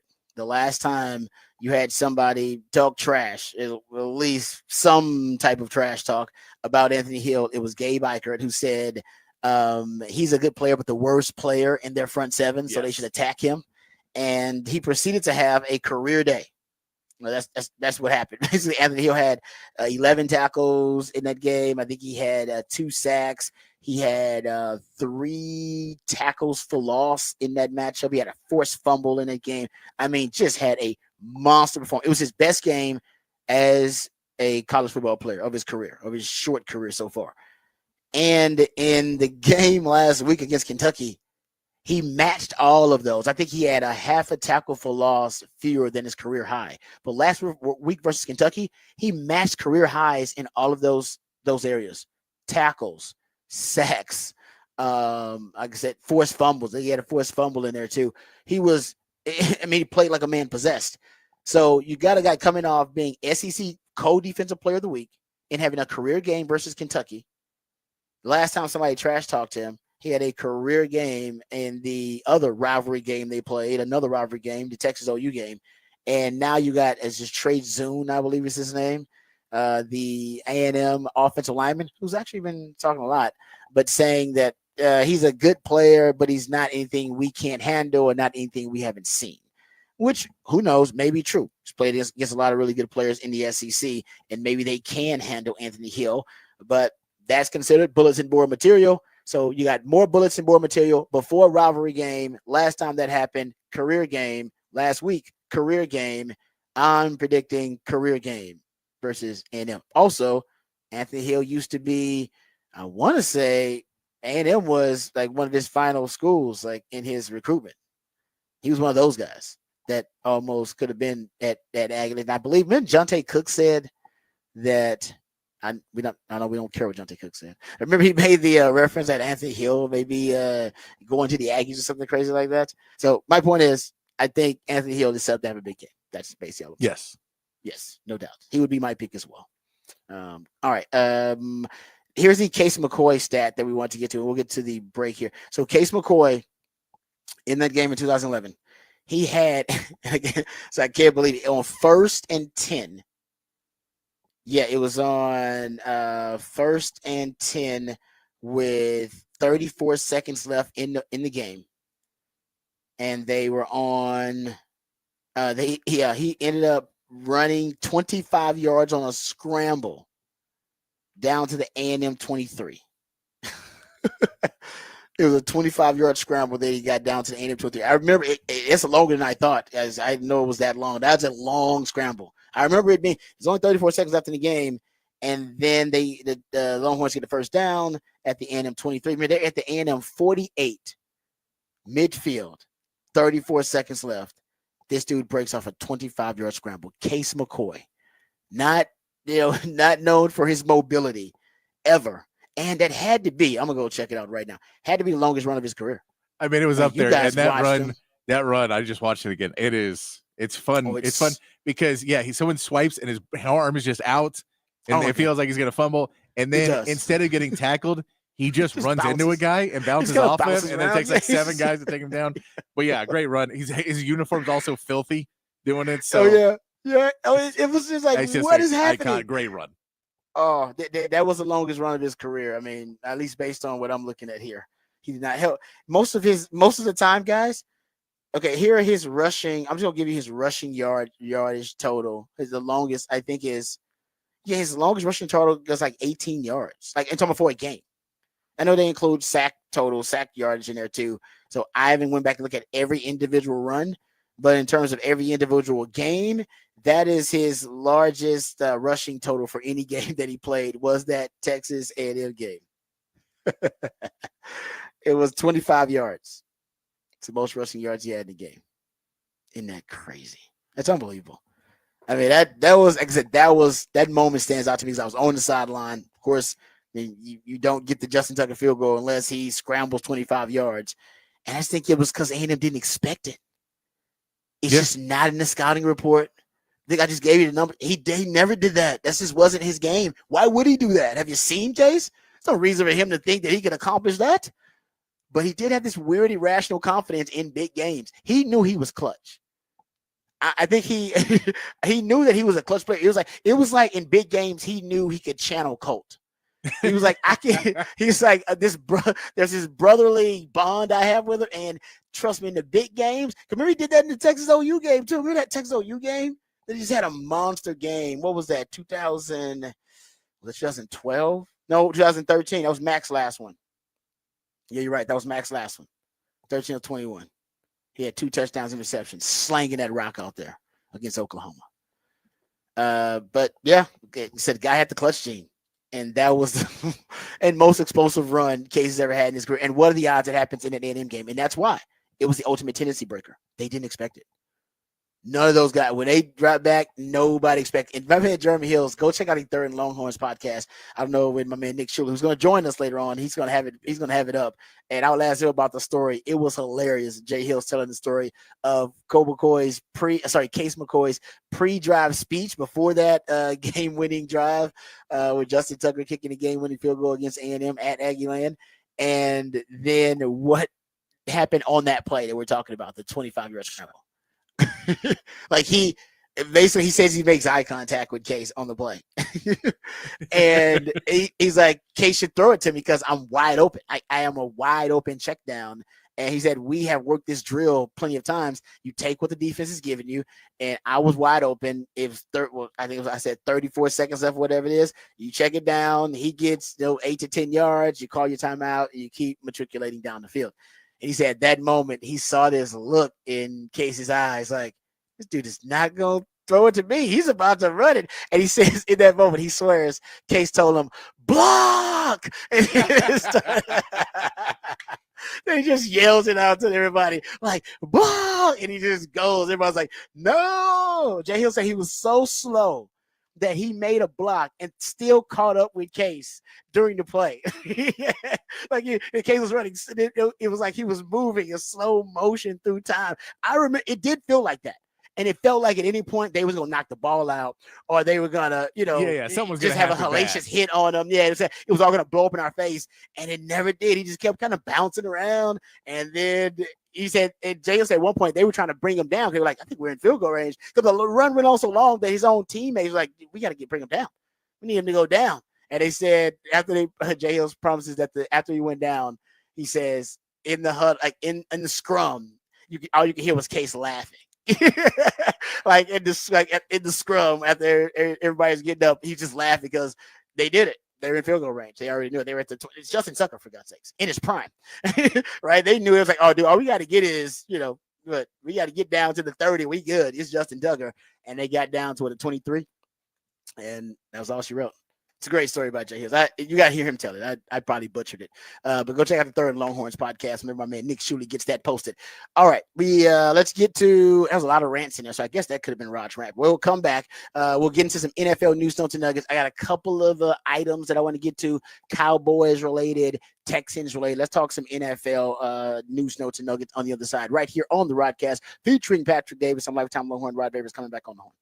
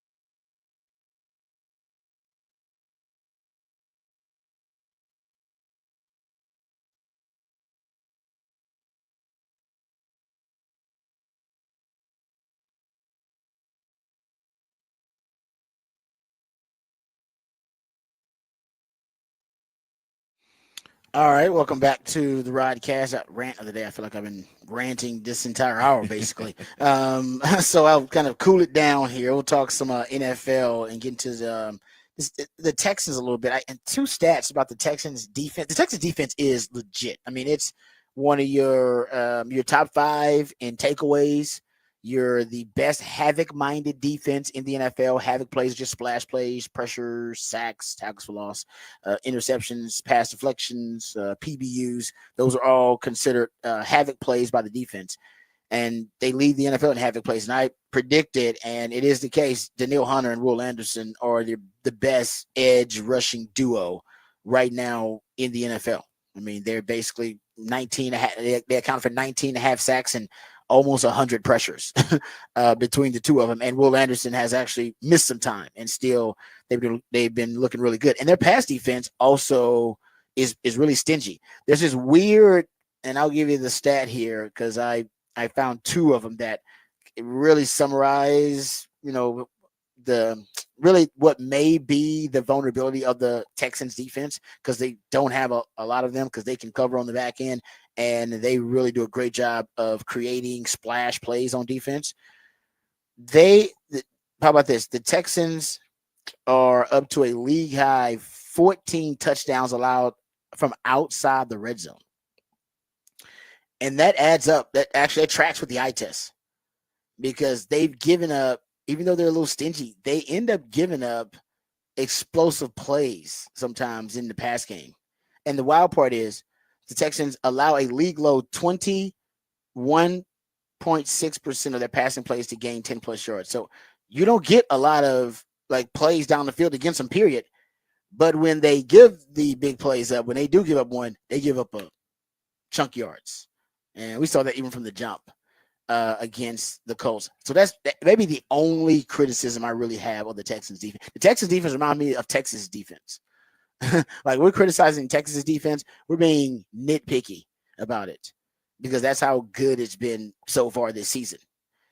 And that also going back to that stat about them giving up big plays, being stingy on down, from a down to down basis, but having these lapses, and those lapses oftentimes end up just leading to huge just meltdowns in the secondary. If you look at the teams allowing the most receiving yards on busted coverages, Texans are third.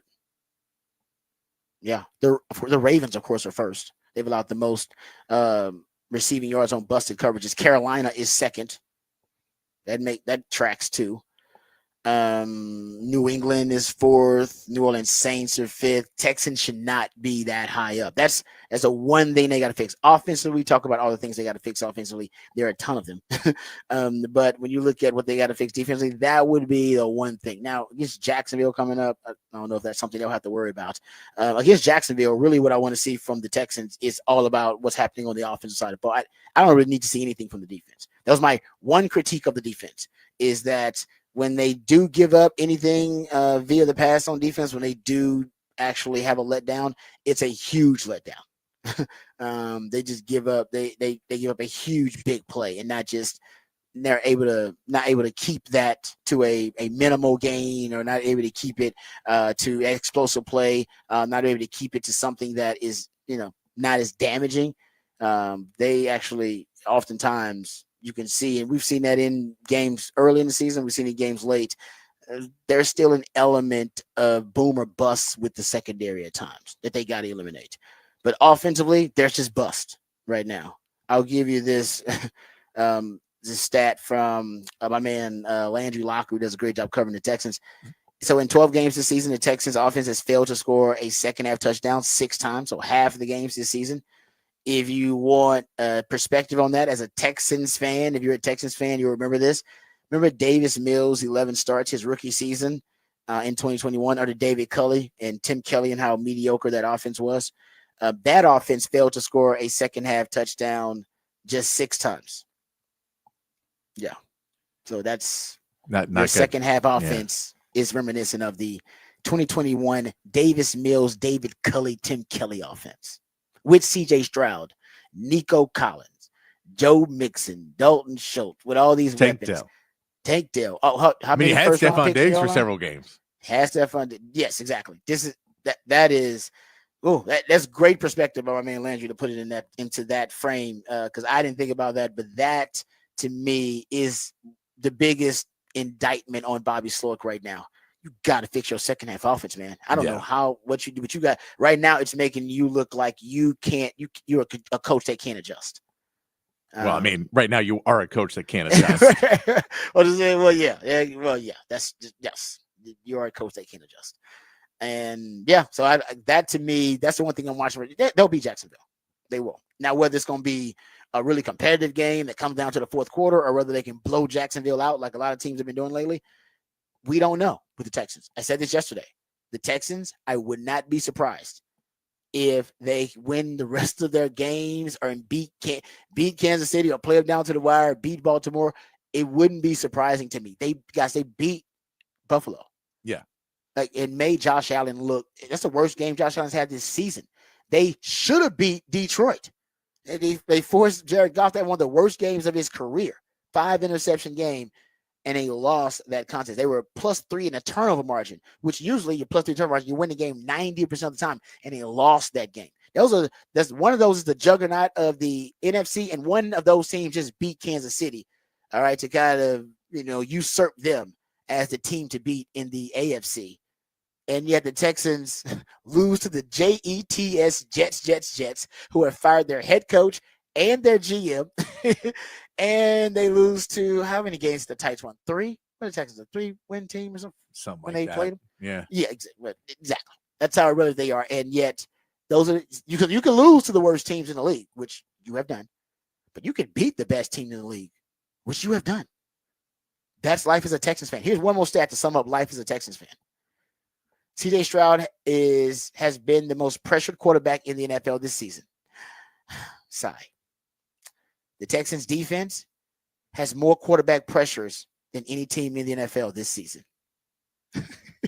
That is the Texans in a nutshell. You pressure the quarterback more than anybody else, and your quarterback is pressured more than anybody else.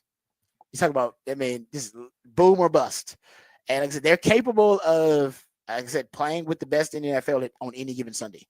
They're also, unfortunately, capable of losing to the worst teams in the NFL on any given Sunday.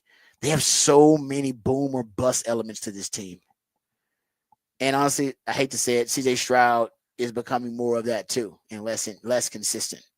So, he's got to pick up his play, but I think a lot of what's happening in CJ Stroud, any regression there, is more Slowick, Bobby Slowick as an inexperienced offensive coordinator, pass protection issues up front with the offensive line.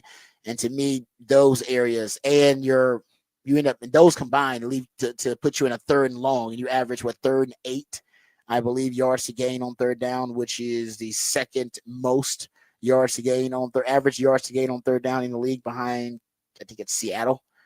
There's just a lot of different issues you got to try to fix. And I think the save me CJ formula is just wearing CJ down. Yeah. It's not helping him progress as a quarterback. That's for damn sure. No. And you have your offensive line is getting worse every week. The penalties are still a problem.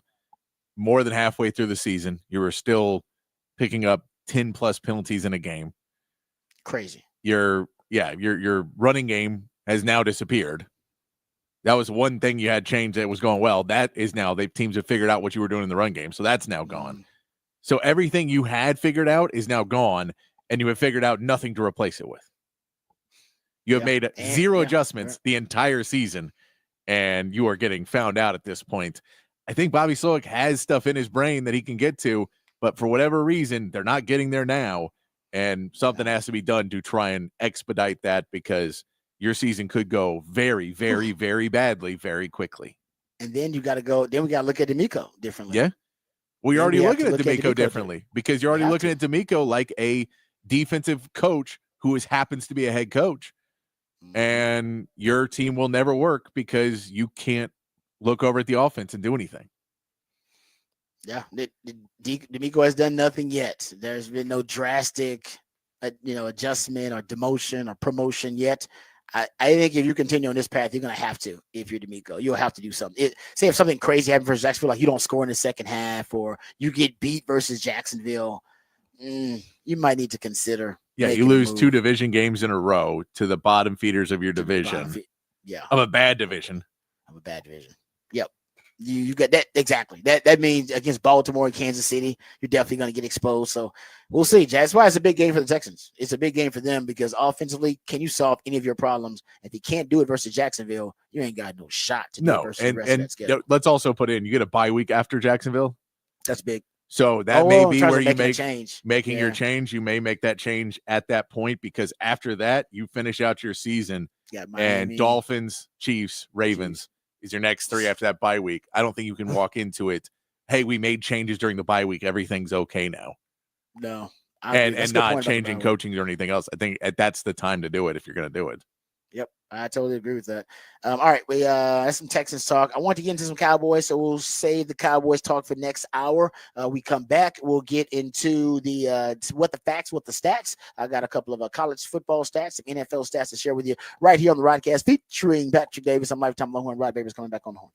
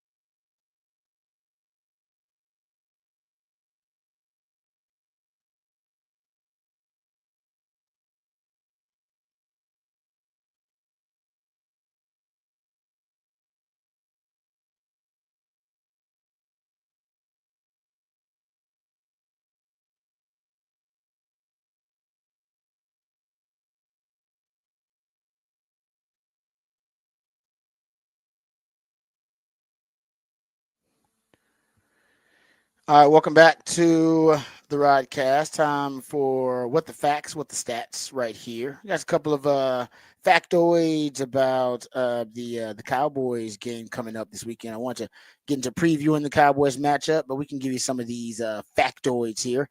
So Cooper Rush, he's on short rest. These Thanksgiving games are always weird because they're short rest. If you go look at it, Cooper Rush apparently shines on short rests. It's very rare for a team to win as an underdog on short rest in their previous game and then play on short rest again. That's what happened to the Cowboys. Remember, the Cowboys were the first double-digit underdog to win a game this season in the league. Really, because they were 10.5 point dog. They haven't won as a double-digit dog since, I don't say you have to go back to like 2011 or something like that. I'll get that stat for you, but it is rare. So this will be the first time since 2016, just the second time since 2011. So the last 20 years, teams in this spot are 0-3 straight up, not scoring more than 17 points in the games. Cooper Rush, 2 career starts on short rest. Both have come against the Commanders, and both were outright wins. So Cooper Rush actually has been really good on short rest, but most teams on short rest, at least recently, at least with the Cowboys, do short rest and as an underdog, or coming off being an underdog, doesn't really work out well for them. Cowboys, how about this one? If you go look at the Cowboys, ended their 5-game straight up against the spread losing streak against the Commanders, their longest such streak since 2010. Teams are 15-31 straight up after breaking a 5+ game straight up or against a straight up and against the spread losing streak since 1990. But 7-4 straight up / against the spread when listed as a favorite in that game. And I believe the Cowboys are a favorite versus the Giants, if I'm not mistaken. They got to be. Giants are terrible. Well, and we don't even know if DeVito's going to play in the game. Yeah, DeVito's got an issue, right? So it could be Drew Lock, I believe. Which Drew maybe Lock is worse. I would say Drew Lock's got some moxie, though. Drew Lock he'll go out there and sling it. Now, yeah, Dallas is a 3.5 point favorite right now. Okay, so they're favorite. Okay. Cowboys are 1-4 against the spread in their last 5 Thanksgiving games after covering versus Washington last year. They are 11 against the spread in their past 13 Thanksgiving games dating back to 2011. Damn. They don't cover the spread very often in these games. Failing to cover the spread by 9 points per game and 7-12 against the spread on Thanksgiving since 2005. So do not. I would not bet on the Cowboys to cover that spread. Cowboys are also 1-6 against the first half spread on Thanksgiving, covering last year versus Washington. They are 2-12 first half against the spread on Thanksgiving since 2010. So there you go. Some Cowboys factoids about the spread in their Thanksgiving matchup. All right, we'll come back and talk some Cowboys. So I want to get into some of the injuries because, the Cowboys could have some more folks that are out for that game coming up versus the Thanksgiving game coming up versus the Giants. Or I would say, the Thanksgiving game coming up versus the Giants this weekend. Okay, let's get to – this is another factoid that I wanted to share with you guys. Trey Wisner, maybe had a great game versus Kentucky, an amazing game in Week 13. He was the SEC leader in missed tackles forced. He had 9 missed tackles forced in that game. Trey Wisner's really starting to assert himself with this running game and this offense. We'll see if it travels. That'll be big if it ends up traveling to A&M. Then maybe we're talking about that running game finally reaching a point of maturity on this team. And if that's the case and the run game matures and Quinn gets healthier, it's possible the offense could be playing their best version of football at the perfect time heading into the college football playoff or the SEC title game, whichever one Texas ends up in first. But I think it'll be SEC title game. Revenge game versus Georgia.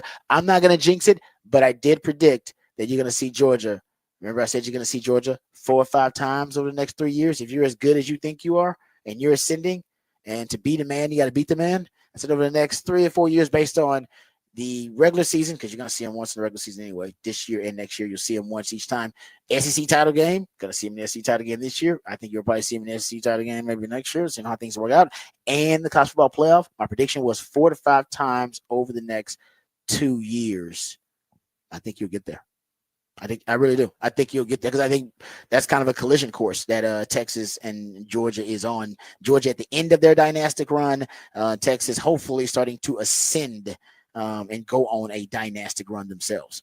Okay. You know what? We'll save the rest of my factors. I got a couple of them that I want to share with you guys, but we'll save those until next segment because I think they're actually applicable to the conversation we're going to have. We'll start talking some college football, and we'll get into some NFL news notes and nuggets as well. But we'll hear from Steve Sarkisian. I want you to hear him talking about Marcel Reed, the quarterback for the Aggies they have to face, and we'll talk about what the strategy is going to be for the Longhorns facing another dual, explosive, dynamic, dual threat quarterback in Marcel Reed. We'll get to that, but let's get to the break. We'll come back and we'll dive into the matchup between Texas A&M. There are also some national award winners that we have to congratulate for the Longhorns, and maybe bringing home some hardware, bringing some hardware back to the 40 acres. We'll discuss that and more right here on the Rodcast featuring Patrick Davis. I'm Lifetime Longhorn Rod Babers coming back on home.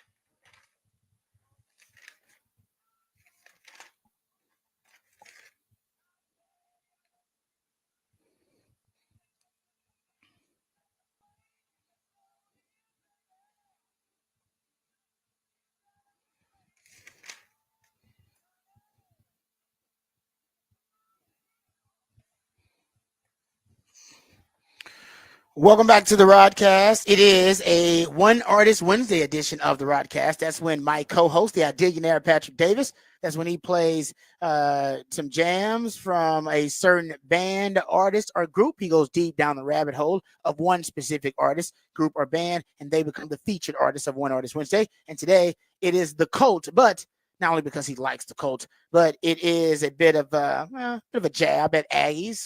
There's a lot of Longhorn fans out there who mockingly joke that the Aggies are a bit of a cult. And so we're playing that cult, rekindling that rivalry with the Aggies coming up this weekend. So my man Patrick, it has a bit of a double meaning for the One Artist Wednesday. So we appreciate that. Also, we appreciate Patrick coming up with the topic for the big fat poll of the day. That is already posted for you at the Horn ATX on X. Patrick, what is the topic for the big fat poll of the day? Big fat poll of the day today. Who will be the MVP for Texas against A&M? We gave you a couple options. Quinn Ewers, Trey Wisner, Anthony Hill, and Jahdae Barron are the ones we gave you. If you want to throw another one in there, feel free to do so. Right now, Anthony Hill leading the way at 48%. Quinn Ewers with 28%, 16% for Trey Wisner, and 8% for Jahdae Barron. Yeah, it should be Quinn, but I don't know about Quinn's ankle and how much that's going to limit him. If it does indeed limit Quinn in that game, then I don't know if it'll be the legacy game that I expect it to be, but this is an opportunity to be a legacy game for Quinn. And he's been good in those legacy games, right? It's the Bama game, Michigan game, Oklahoma, of course. Your rivalry games are big legacy games for him. So this is one way for Quinn to, cement his status, or another way for him to cement his status and legacy with Longhorn. And I mean, it depends kind of on that ankle, and we'll see how he looks and how he feels. But he was playing really well in that game. I thought he was. I thought that was one of his better games, especially in the second half of the season that he had. I thought he was playing really, really well. And then the injury happened, and he couldn't move anymore. And it took away, and he just couldn't plant his feet the right way. So so much what we talk about at Quinn is footwork and making sure his footwork's right. And if you take an ankle injury, your footwork's going to go downhill pretty quick. Yep. And I agree. Yeah, I agree with that. Good point. But I think that he was having one of his best games up until that injury.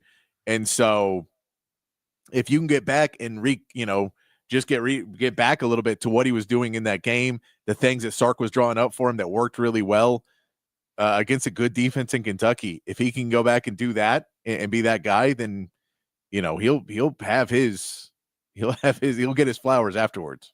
Yeah, no, I agree with you about how well he was playing, though. I remember saying that too at we were doing the on Texas in-game live watch, and I said I think it's one of Quinn's better halves of football that I've seen him play all year. He was 17 of 26 at that time, which was that was 65% or whatever that is. 177 yards. He had 2 touchdowns on the day. Texas was 50% conversion rate on third downs. Combined fourth down on money downs, they were 50% conversion rate on money downs, averaging over 6 yards per play. Dominating time possession, making good decisions, putting the touch passes. Sark was calling up stuff that got him the ball where it needed to be. I think it helped him to focus on one receiver a little bit more in Matthew Golden early, where it took away a little bit more of the decision making, and said, if Golden's got it, go Golden, just go to him. Yeah, and he went. And they didn't have their full complement of receivers to your point. Bond and Moore were hurt. Yeah, both of them were banged up. That play, the touchdown to Moore or to Helm when he cut across and started to move, but kept his eyes downfield and found Gunnar Helm. That right there is a big play. That I don't know if Quinn hits every week this season. I think some weeks he panics a little bit more and tries to make something happen in the pocket or rolls and tries to run and does. But to move out, keep his eyes downfield and make that throw and still hit it, all those pieces, I thought he was playing really, really well. So if you put that Quinn out there before the ankle injury and he can play like that again, that's a big game for Quinn against Aggies. Nope, I totally agree with you. That's the unfortunate part is that I think he was starting to find his groove again as a player. It takes Quinn a couple of games usually, to get in his groove once he comes back from an injury or to start the season. And I think he was starting to hit it, and now you have the ankle injury to deal with. So, and that game, I was a little surprised. They came out running the football even before the injury. They were still running the football. Your early down pass rate was below 60%. in my opinion, if you go look at it. I think it was probably hovering like right below 60%. Usually Sark is above 60%. Early game, early down passer. I think he knew they were having some success running the football, and Sark wanted to cultivate that. And thank God he did, because later in the game, you needed it. All you had left was the running game to rely on.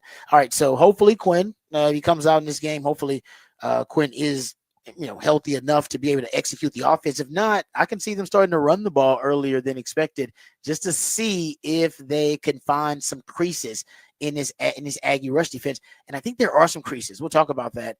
There are some creases in this Aggie rush defense. We'll go behind the Burn Orange curtain and discuss that and continue to talk Texas A&M. We'll also dive into the national award winners. At least the national award finalists who also have been announced. That was announced yesterday. Two Longhorns find themselves on that finalist list for the national awards. Also, we'll get into the college football playoff. The latest rankings came out last night. We'll talk about where the Longhorns are ranked there. Not a lot of mystery, and for Longhorn fans, pretty much their interest in the college football playoff rankings has waned, because there's no drama, because the belief is that if Texas, even if they lose to the Aggies, they will not lose to the Aggies. But even if they do, Longhorns are still going to be in the college football playoff.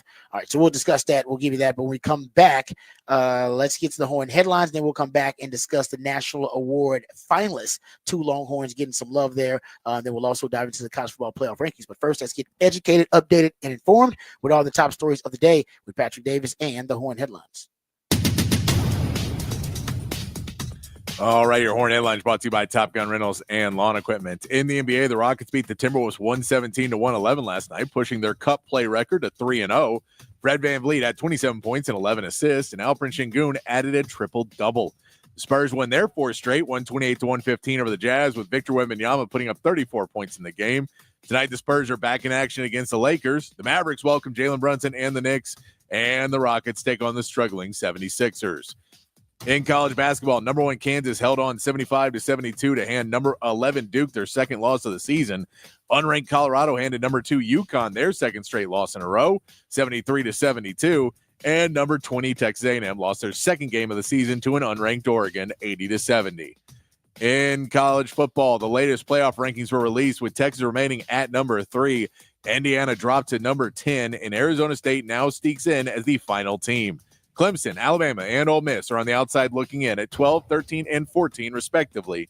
And that is your Horn headlines.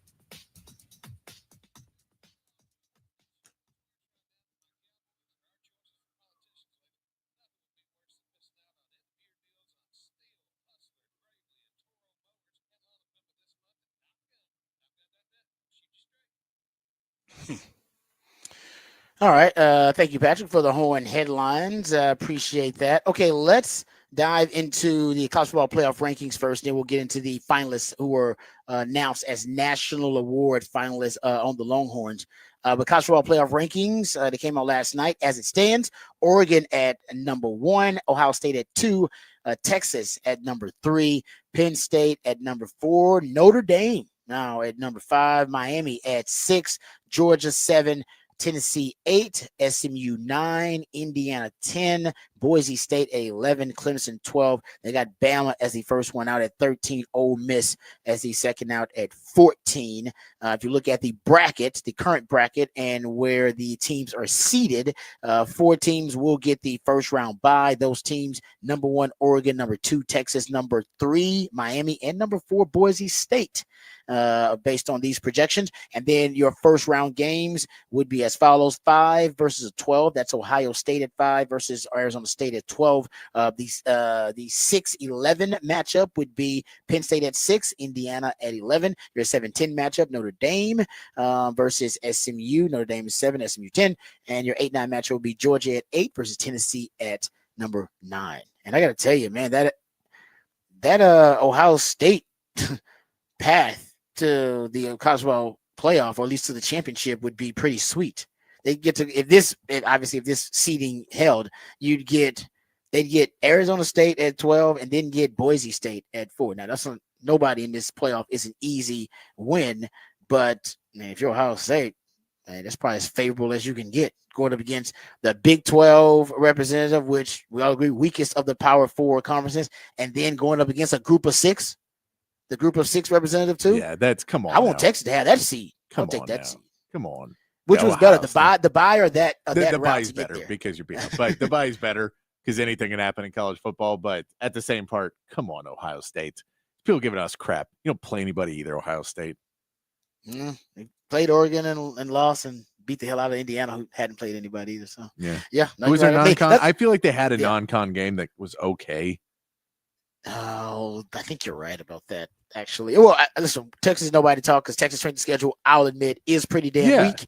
But at this point, 11 games in, the weakness of the schedule, the strength of schedule doesn't matter, in my opinion, if you are a 10-1 team. If you won 10 games through 11 games, you've proven all you need to prove at this point. And that's why I think the committee, or at least not the committee, but everybody who are projecting and prognosticating what the committee is going to decide, already saying Texas is in. No matter what happens, they can lose to A&M.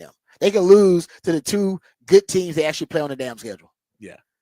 So Georgia and A&M, and they'll still get in because at this point, 10 wins through 10 to 11 games matters more than the strength of schedule.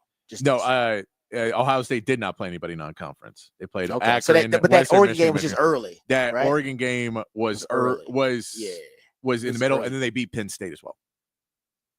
Yeah, that Penn State. Yeah, Penn State win. But Penn State also hasn't played many people. Like, really, no one. The Big Ten is very boomer bust. I saw a thing talking about playoff or bowl game eligible teams where Texas is actually really high up on that list of teams in the top 25, where it's teams that they played that are bowl eligible right now. Yeah, and that's where the Big Ten starts to lose a lot of ground, is that they're played a lot of teams that were not even, that are just kind of really not good teams. This reminds me of just like, it reminds me of like the election season when all these stats come out, exactly, polls and stuff, and it's like, well, so both sides have stats that make them look good. Exactly. It's like, oh, so this demographic is voting this way, and you say this demographic is voting that way. So the economy is awful, but also great. Okay, I can't figure it out. I don't know what's happening. That's right. That's basically, Joe Biden and Kamala are claiming, oh, no, the economy is great. Look at all these stats that tell you the economy is better than it's been in decades. And people are like, inflation? I still got to pay too much for eggs and groceries. So I don't know about them stats. What about the stats I got? And then, so it's just, everybody's got their stats, man. Yeah, stats are like the exactly keys. What we they are can tell you through. A lot, but not everything. That is exactly what we're going through in the college, because everyone will sit there and go, well, my 3-loss team is better than your 1-loss team because look at my 3 losses and your 1 loss. And it's like, okay, yeah, I get it. Look at my wins. Where's your big win? You're like, okay, but what about your losses? I don't look at my losses. Exactly. What about your record on the border? Don't look at that. Just look at these stats. Don't look at this. That's what all the the political allegiances and all of the major campaigns, they want you to look at. They're trying to get you to look at one thing and not pay attention to the other thing, because both sides, trust me, got stuff you can criticize. But to your point, I believe it was Blake Monroe. Shout out to Blake Monroe, who I believe had those stats you're talking about the about the bowl games. But here it is. About the bowl team, that they had beaten. Texas is the only SEC team to have 5+ wins against bowl eligible teams. The next closest is Alabama with 4, Alabama, Georgia, Ole Miss, and A&M and South Carolina all have 4, and Missouri has 3. So, yeah. And if you look at, so that is, to me, that's an impressive stat. If you look at margin of victory versus bowl eligible teams. Bowl eligible Power 4 teams.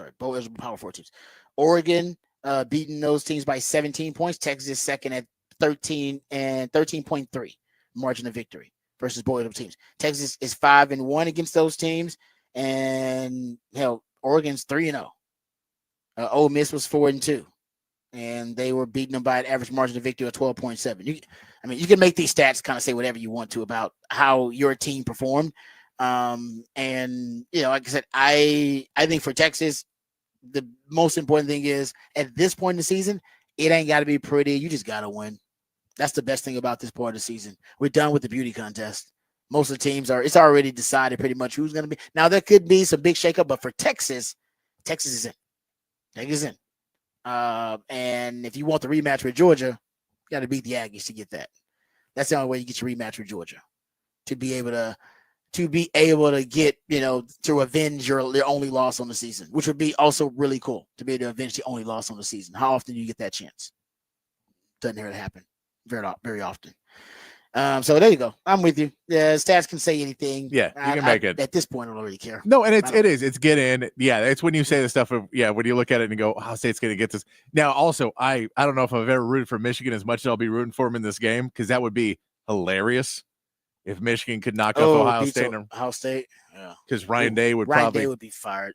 Yeah, right. That's the one for Ryan Day where he's just like, oh, how do you lose to Michigan again? You lost to Oregon. You barely beat Penn State, but everybody, James Franklin can't win a big game, so.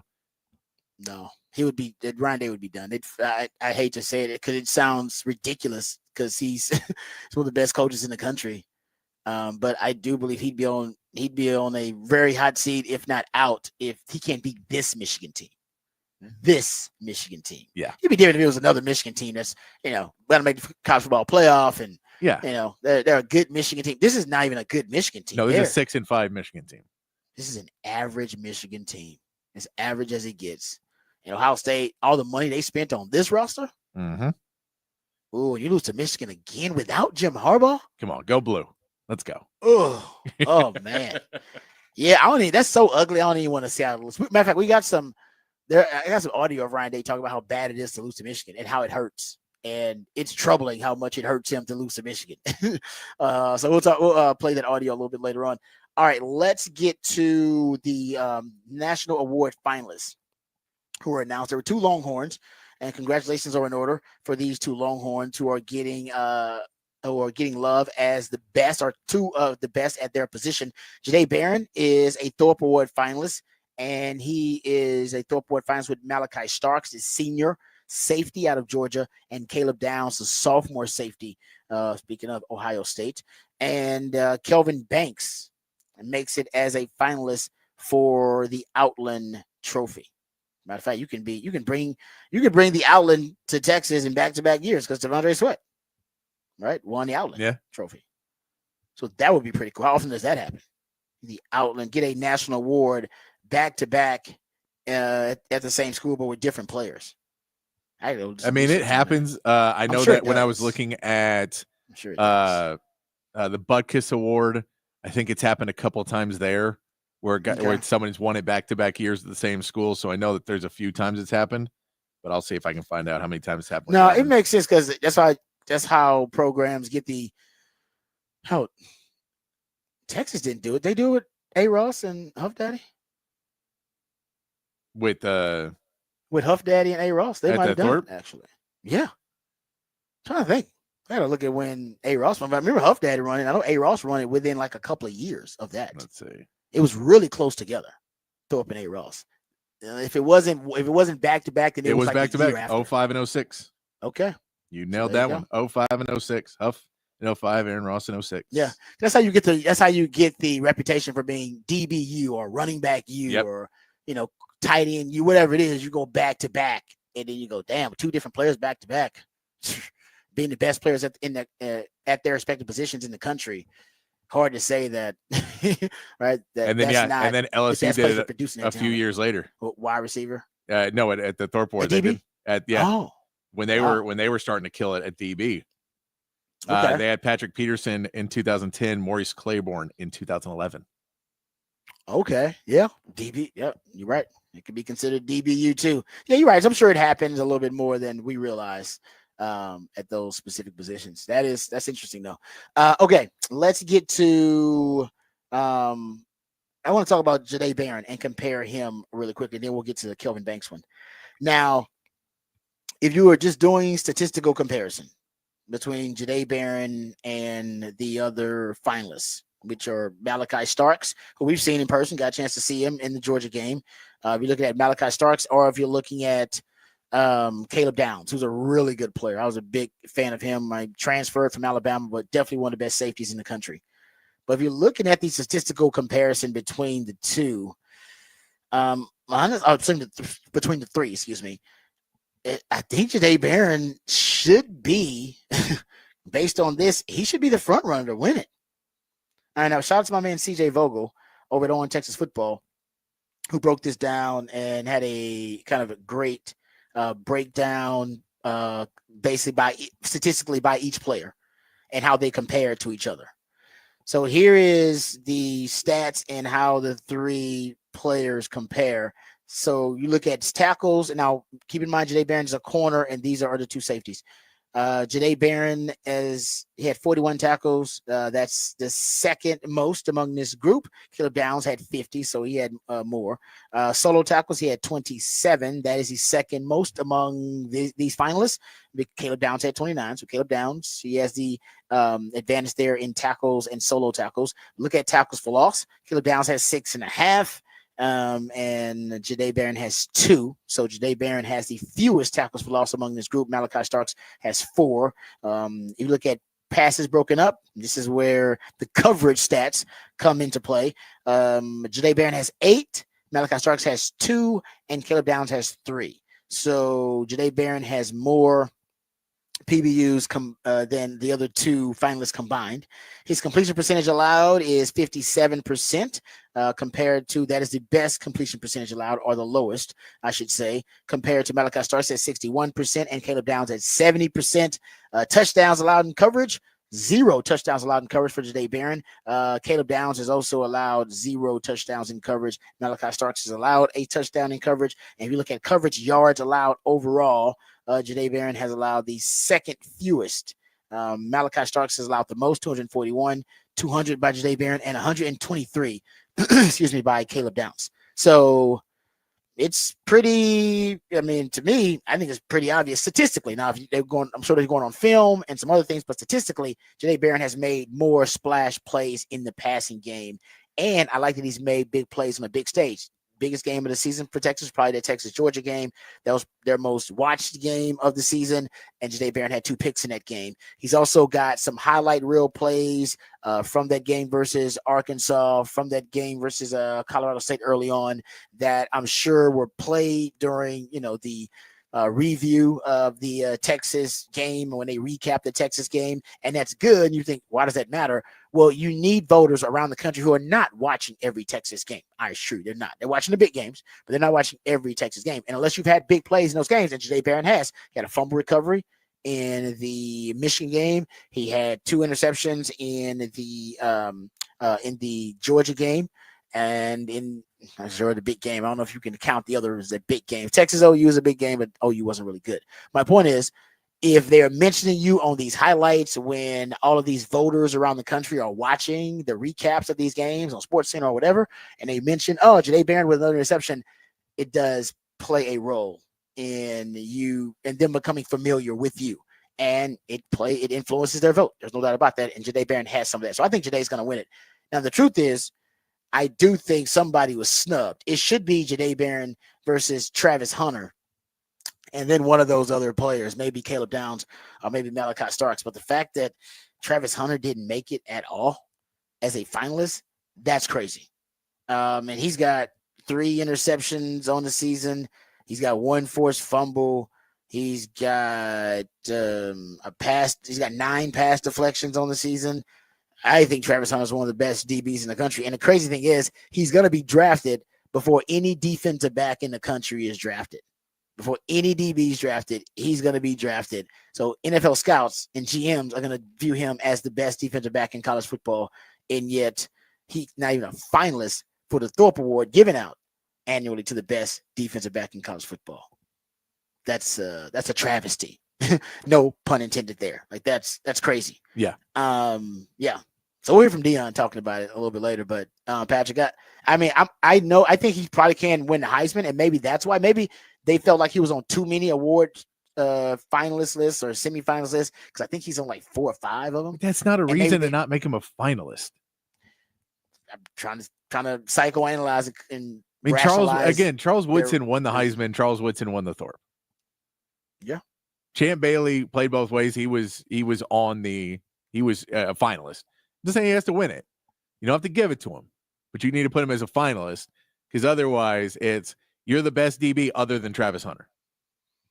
Pretty much is what they're telling you, because we took him out because he was too good at football. So we took him out of the running, is what you're kind of saying when you don't have him in there, which I think Jahdae Barron could beat him. I think Jahdae Barron's a better DB than Travis Hunter. So you don't need to take him out in that conversation. Yeah. So that's why I prefer to have him in there, because I prefer to beat the best. I agree.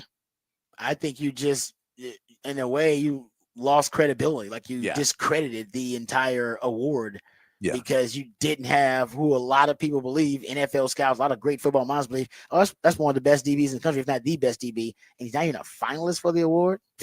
Yeah. That's a dang coaching mistake. Can we hear from Dion real quick? We have this Dion audio. I'm sorry to rush that on. I forgot to get you ready. Dion went off. I mean, he didn't go off. He wasn't angry, but he said some things basically directed at the Thorpe Award committee. And this is a guy that won the Thorpe. It is universally recognized as one of the greatest DBs to ever play the game at the college or the pro level. Listen to what Dion had to say about the snub of Travis Hunter. Something that just transpired and they brought to my attention today, that Travis is a finalist for the Walter Camp Player of the Year, Maxwell Player of the Year, Bednarik Defense Player of the Year, Blendnicott Best Receiver, regardless of position, and was snubbed by the Thorpe. How is Travis Hunter snubbed by the Jim Thorpe Award? You can have my award, you can have it back. Matter of fact, I'm going to give him mine. I ain't using it. It's just sit up there collecting dust.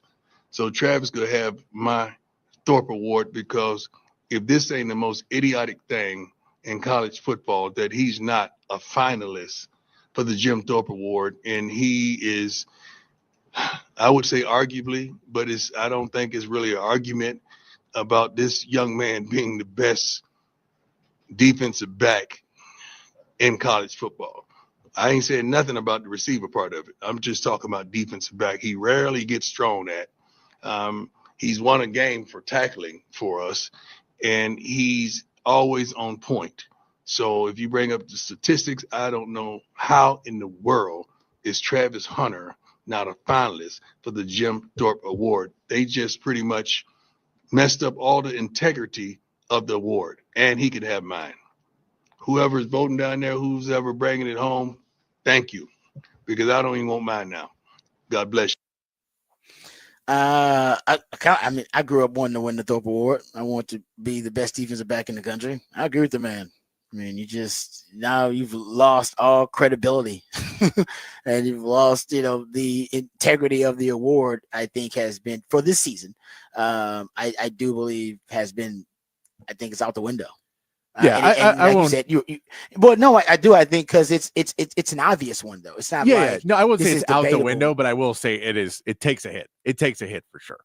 I think it's out the window. You're not even a finalist. You don't even have one of the best players at that position. I agree with that. So I think it goes back to what we said. Like, yes, I think Jahdae Barron is definitely worthy of it, and it should win the award. I'm picking him a little biased, but I do think he's been the best DB in the country. I haven't watched every game of Travis Hunter's like I have for Jahdae Barron, but dude, to not even have him as a finalist, that to me that means like you purposefully engineered and concocted this group of finalists. You didn't allow it to, and I don't know how the vote took place, but it seems to me this has to be an agenda. Yeah, no, I don't know how many voters there are, but it seems to me you got to have an agenda to not to have Travis Hunter, who is right now arguably the most recognizable skilled player in college football. I would also have to go back and look at finalists year to year and see if it is you're not allowed to be on with 3 losses or something to that weird effect where they don't like it or your defense has to be ranked something. If there's some criteria in their head that Colorado didn't meet, not Travis Hunter, but Colorado didn't meet, and that eliminated him, because if you look at the teams that are represented in the Thorpe finalists, they're all elite teams. They're all top teams. Elite defenses too. I agree with that. And so I don't know. That would be my only reasoning that I could think of that is justifiable. And even that I don't like. But I could say, no, in our criteria, it says, we're looking at elite defenses and the best DBs on elite defenses. That's who we want to pick from. And Colorado's not an elite defense, and Colorado's not an elite team. So we're not going to pick them. Then change the award. I agree. I agree with you. Parameters of it. It doesn't go to the best defensive back in the country. No, I agree. It goes to the best DB on the best DB on the best defense on the best team. Yeah. Which is what the Heisman has become. Yeah, that's what the Heisman is. That's what the MVP is. That's what most of these awards are. So I get it. That would be my guess of why it isn't. So I think it takes a hit, but I won't say it ruins it because I don't want to do that to the kids who win it because they had no reason to not. They whoever wins it did not have any say in Travis Hunter not being there. So I'd like to not go to that person and say, "Hey, you want a fake award? Have fun. Take your plastic trophy and go home." I think that's a bit over the top of it, even because they had nothing to do with it and they had a great season. So I'll give it some credibility still. That it's still a big award. No, but I'm with you that it's great for whoever wins it, but you definitely, in my opinion, you lost some credibility. I think 100%. You lost some. Yeah, I agree. I think you lost a lot of credibility. I won't say it's all out the window. That's what I'm saying. Like I said, I'm a DB. I wanted to win that award. I think you lost. I think it's all out. Because I think we haven't had a player like this in the history of college football. It'd be different if it's a guy that we had seen before. This type of game. We've never, ever seen a player like Travis Hunter. Ever. Never, ever will see another player like Travis Hunter. And he plays that position, a defensive back, and you're deciding that a once-in-a-generational player isn't good enough to be a finalist for the Thorpe Award, even though he plays defensive back. And everybody agrees, once-in-a-generational player, probably going to be a top 5 pick. Scouts and GMs thinks he's the best player. And it'd be different if he didn't have the stats to back it up. He's got the stats to back it up too. I agree. I don't understand. I don't get it. No, I think they should definitely get out in front of it and say. And by the way, they gave it to you go look at the Thorpe Award. So in 2012, Jonathan Banks won it. Mississippi State was an 8-win team. Yeah, then I don't know. I genuinely don't know. They were an 8-win team. Their defense was 34th in the country. I mean, it was an elite defense. I guarantee I can find a ton of those examples. No, I bet you could, and that's what I'm saying. I'm just trying to find Louisville in 2014. I know these aren't great teams. You know what I mean? Like they're not all these players are on great teams. I agree. I don't understand what happened. That's crazy. Was that the Louisville team with Lamar Jackson though? I don't know. I got to go look and see. It could be. That could be one of it. But I'm just saying they're not giving it necessarily to always to elite teams. No, I'm with you. I'm with you that it takes a big hit. I'll tell you honestly, I could take a big grain of salt with all these awards. I think most of the voters for these awards are underqualified to do it. So I think most awards take a giant hit because they only pick guys that play on ABC and they don't pick guys that play on ESPN2. And there's probably a lot of great players they never watch. I can say that for most awards. I think that this one, it's a massive oversight. It'll take a hit of credibility. They all have a hit of credibility with me anyway. This one, I won't take it away, though, because I'm not going to tell whoever wins that award, hey, man, you won the Thorpe. Might as well throw it in the trash. It's worthless. No, you don't. No, it's not their fault. But exactly. Like said, but that's when you say it has no credibility. That's what you're saying. You're saying whoever wins this, you want a fake award. Sorry that they screwed it up for you. You want a fake award this year. But it's hard to justify that you are the real winner when one of the worthiest candidates is not even there. That would indicate or imply they concocted and fixed it. Yeah, it would. And if they fixed it, the fix is in. It's fake. That's what the fix is about. It's a fix. It's fake. Yeah. That's what I'm saying. It's like you're losing all credibility here because as we discussed this, I'm convincing myself more and more. The fix was in. How was this not a fix? How did you guys come to the conclusion that the best overall talent overall in college football who played defensive back is not worthy of being a finalist? That's why he's on like 6 finalist lists because everybody had the same conversation we're having right now. I said, guys, we got to put him on there. He's like a once in a generation. He is Jim Thorpe. He is Jim Thorpe. This is the guy. You've been waiting on Jim Thorpe. It's him. What the hell you been waiting on? What are we doing? Crazy. All right. You know what? Let's go to break. We'll come back. We'll get into the conversation about Texas A&M, preview the matchup, hear from Steve Sarkisian as well. All that and more right here on the Rodcast featuring Patrick Davis and Lifetime Longhorn Rod Davis coming back on the horn.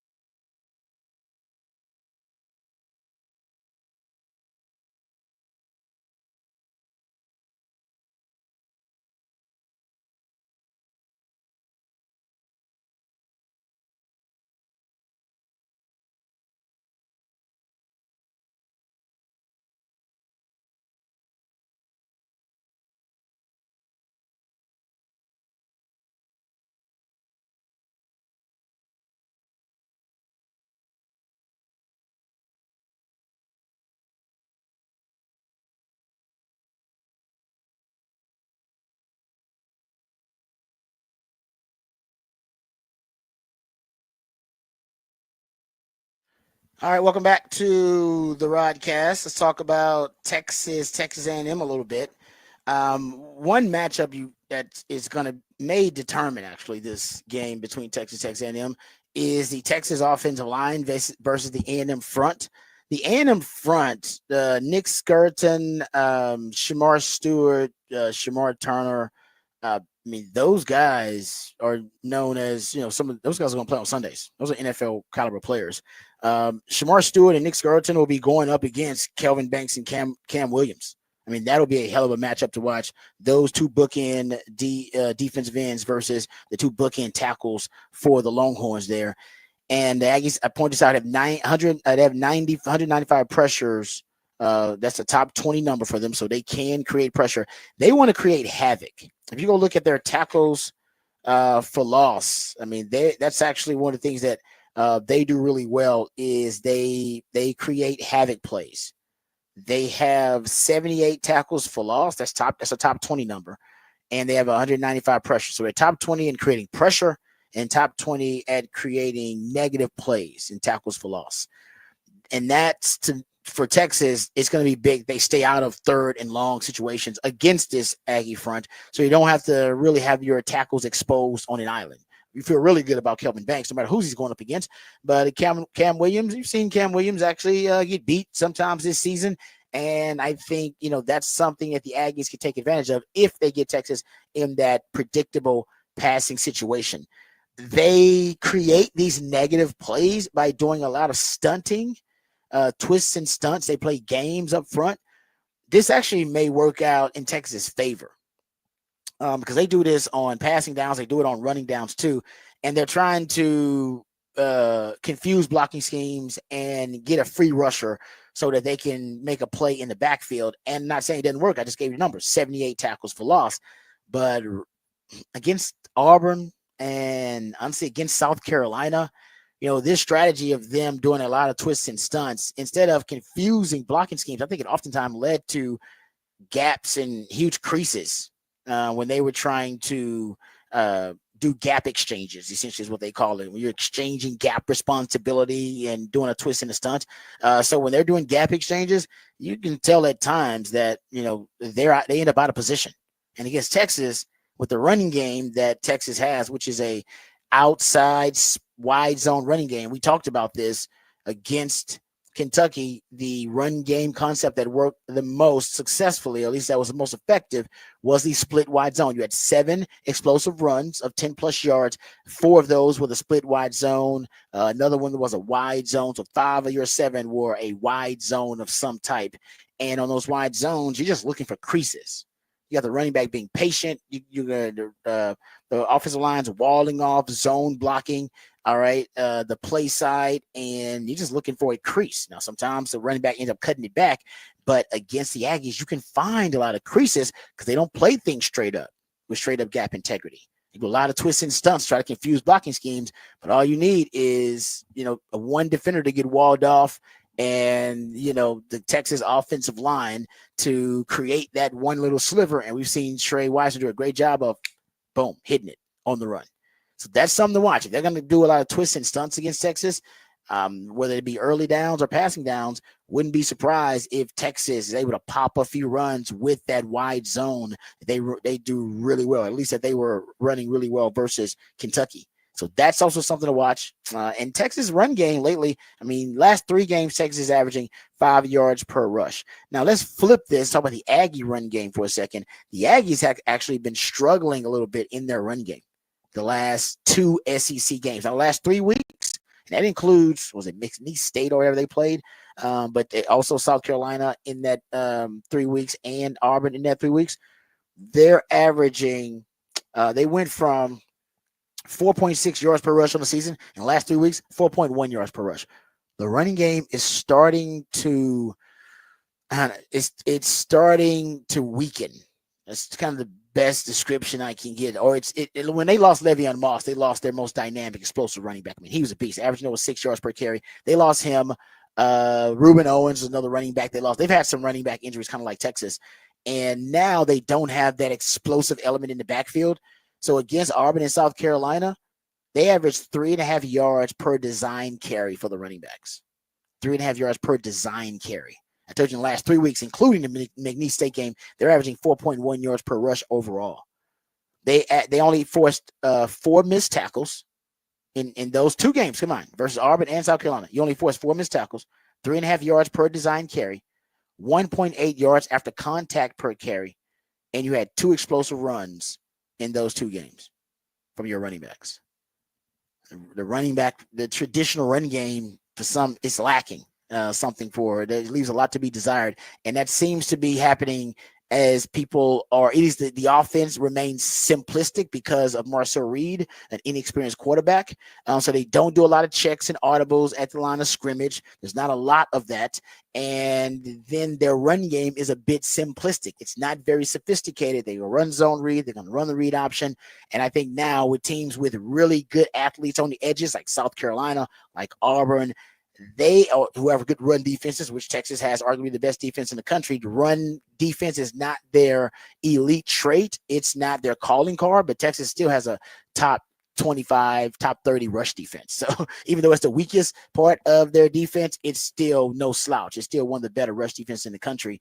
And Texas has really good edge defenders and athletic edge defenders. And that's been the key to corralling Texas A&M's running attack, because that's how and Anthony Hill, athletic linebackers, that is how you corral the running game, because you also can account for the +1 with the quarterback in the running game. So the way their running game is trending and the way the Texas defense is playing, they're going to have to break tendency somehow offensively.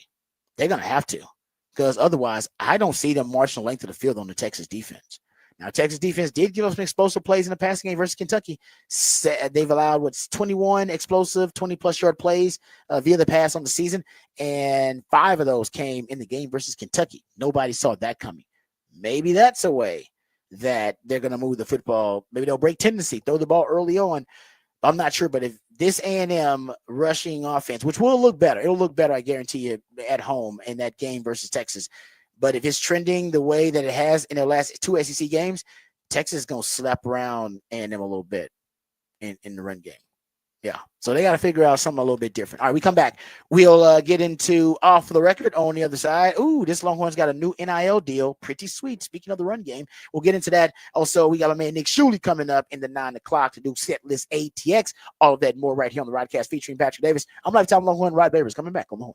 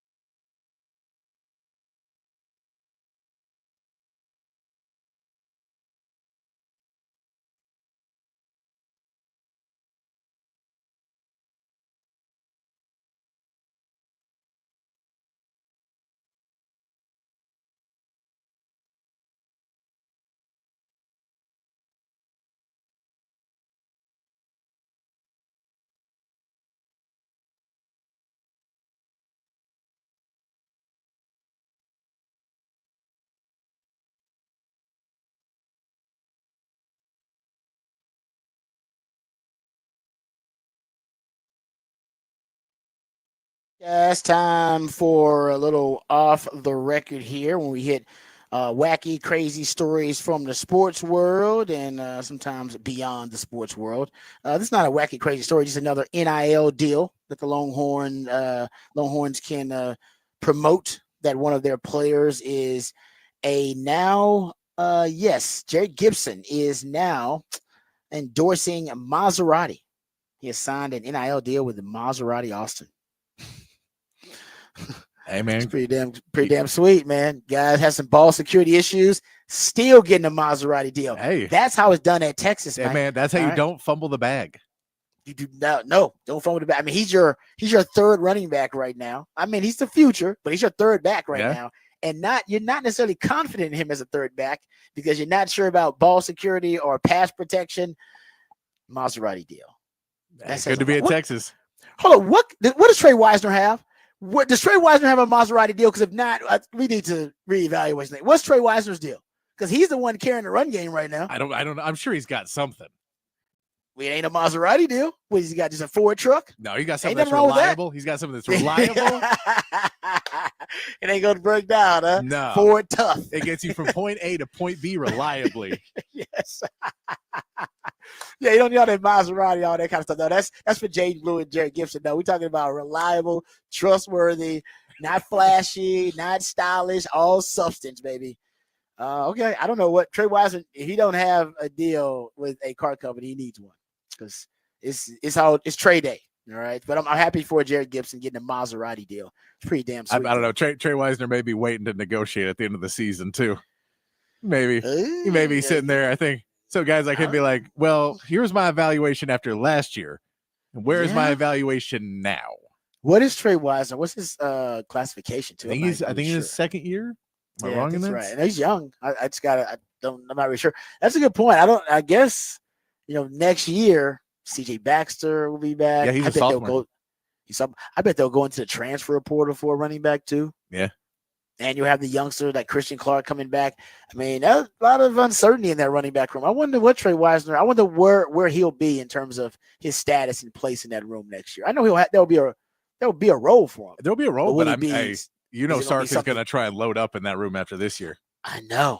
That's why I almost wonder if. Oh, that's interesting. Yeah, if he'll try to, negotiate part of negotiation is you got to have leverage. What's the leverage? If you're Trey Wisner to get the deal that you want. I just played a good season. It's like, well, yeah, but CJ Baxter's coming back. All these other backs coming back. What are you threatening me with, leverage wise? I don't know. If I was him, if I was Sark, I'd want to keep the guy that I trust. I know, but I'm saying, but what if Texas wants to play hardball and lowball you? Hey, our third stringer just got a third stringer who plays like three. Got a Maserati. Got a Maserati deal. I think there's something in the budget for him. I agree. I'm with you too. What I'm saying, these are negotiations, whether people believe it or not. No, I'm just saying he was four string going into the season. He was. He didn't have a Maserati deal as a four stringer. No. But he doesn't have one now as the top guy. Where's the Maserati deal for Trey Wisner? I'm hoping he's got something. I'm hoping he's got something going. I haven't seen it on my timeline. And I think the whole purpose of these NIL deals so they can advertise and in their endorsements. And if I haven't seen it, it's a failure of the strategy to advertise and endorse the product. I saw Jerry Gibson and went, great job. That's advertising. That's how it's supposed to work. Now I'm talking about Maserati on the show. That's what they want. Free mentions. Where is Trey Wisner's deal? Get it done. Get it done. What are we waiting on here? Get it done. Because I guarantee next year they're going to try to lowball you. Because they're going to be like, hey, we got these other guys coming back in. And then Trey Wisner's going to have to use leverage. And what's your leverage? What's your leverage as a player? It's transfer portal. That's your leverage, guys. It's always your leverage. That is your leverage. I don't want him to have to use that leverage. No. I don't want him to even get there. So give the man a deal now so we won't have to get to that point where he's like, hey, you know what? Can I have the Maserati deal? I mean, I'm right now leading you guys in rushing attempts. And I'm the only one that can hold on to the ball. You don't want that man to go in there and say that. I guess his agent would go in there and say that. But still, the man deserves an NIL deal. He does. Maserati or whatever. He deserves whatever car he wants to get. You find him whatever car he wants. And I'm saying he might have one, but can we agree that none of us have seen it? I don't think I've seen it. No. I've seen the deal. Yeah. Nope. No, he doesn't have the Lambo deal like Bond. Yeah. Thank you. Come on. Where's the Lambo deal? He can take Taft's car because he just leaves the car door open. He left the keys in it. Oh, that's all the keys. I'm old school.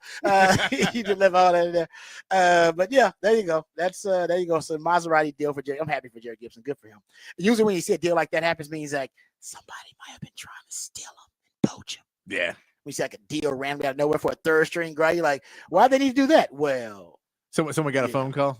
Somebody slid into a DM. You know, that is illegal to, try to poach a guy from a roster, but I think it happens. All right. We got my man Nick Shuley coming up with Setlist ATX. We'll dive into that, let you know where some of these great musical acts coming in town, where they'll be for the Thanksgiving holiday weekend. Then we'll dive back into Texas versus Texas A&M. Promise you we'll hear from Steve Sarkisian talking about Marcel Reed, and we got to talk Cowboys. I brought this story up yesterday at the end of our show about Jerry Jones and saying that he might keep Mike McCarthy. I said it was a conversation that was being had by insiders in the NFL. I said that a couple of weeks ago. I said they're actually talking about Mike McCarthy could be getting either a contract extension or getting a 1 year renewal. And I thought it was crazy, but I was like, it's worth bringing up because people I respect and trust are talking about it. And then a week later, you get Jerry Jones on 105 through the Fan saying, it isn't a crazy idea to think that Mike McCarthy could be coming back to the Cowboys. Oh, yeah. I'm telling you, there's momentum for it right now. We'll discuss it next hour, but also talk some Texans. All that and more right here on the Rodcast featuring Patrick Davis. I'm Lifetime Longhorn Rod Davis coming back on the horn.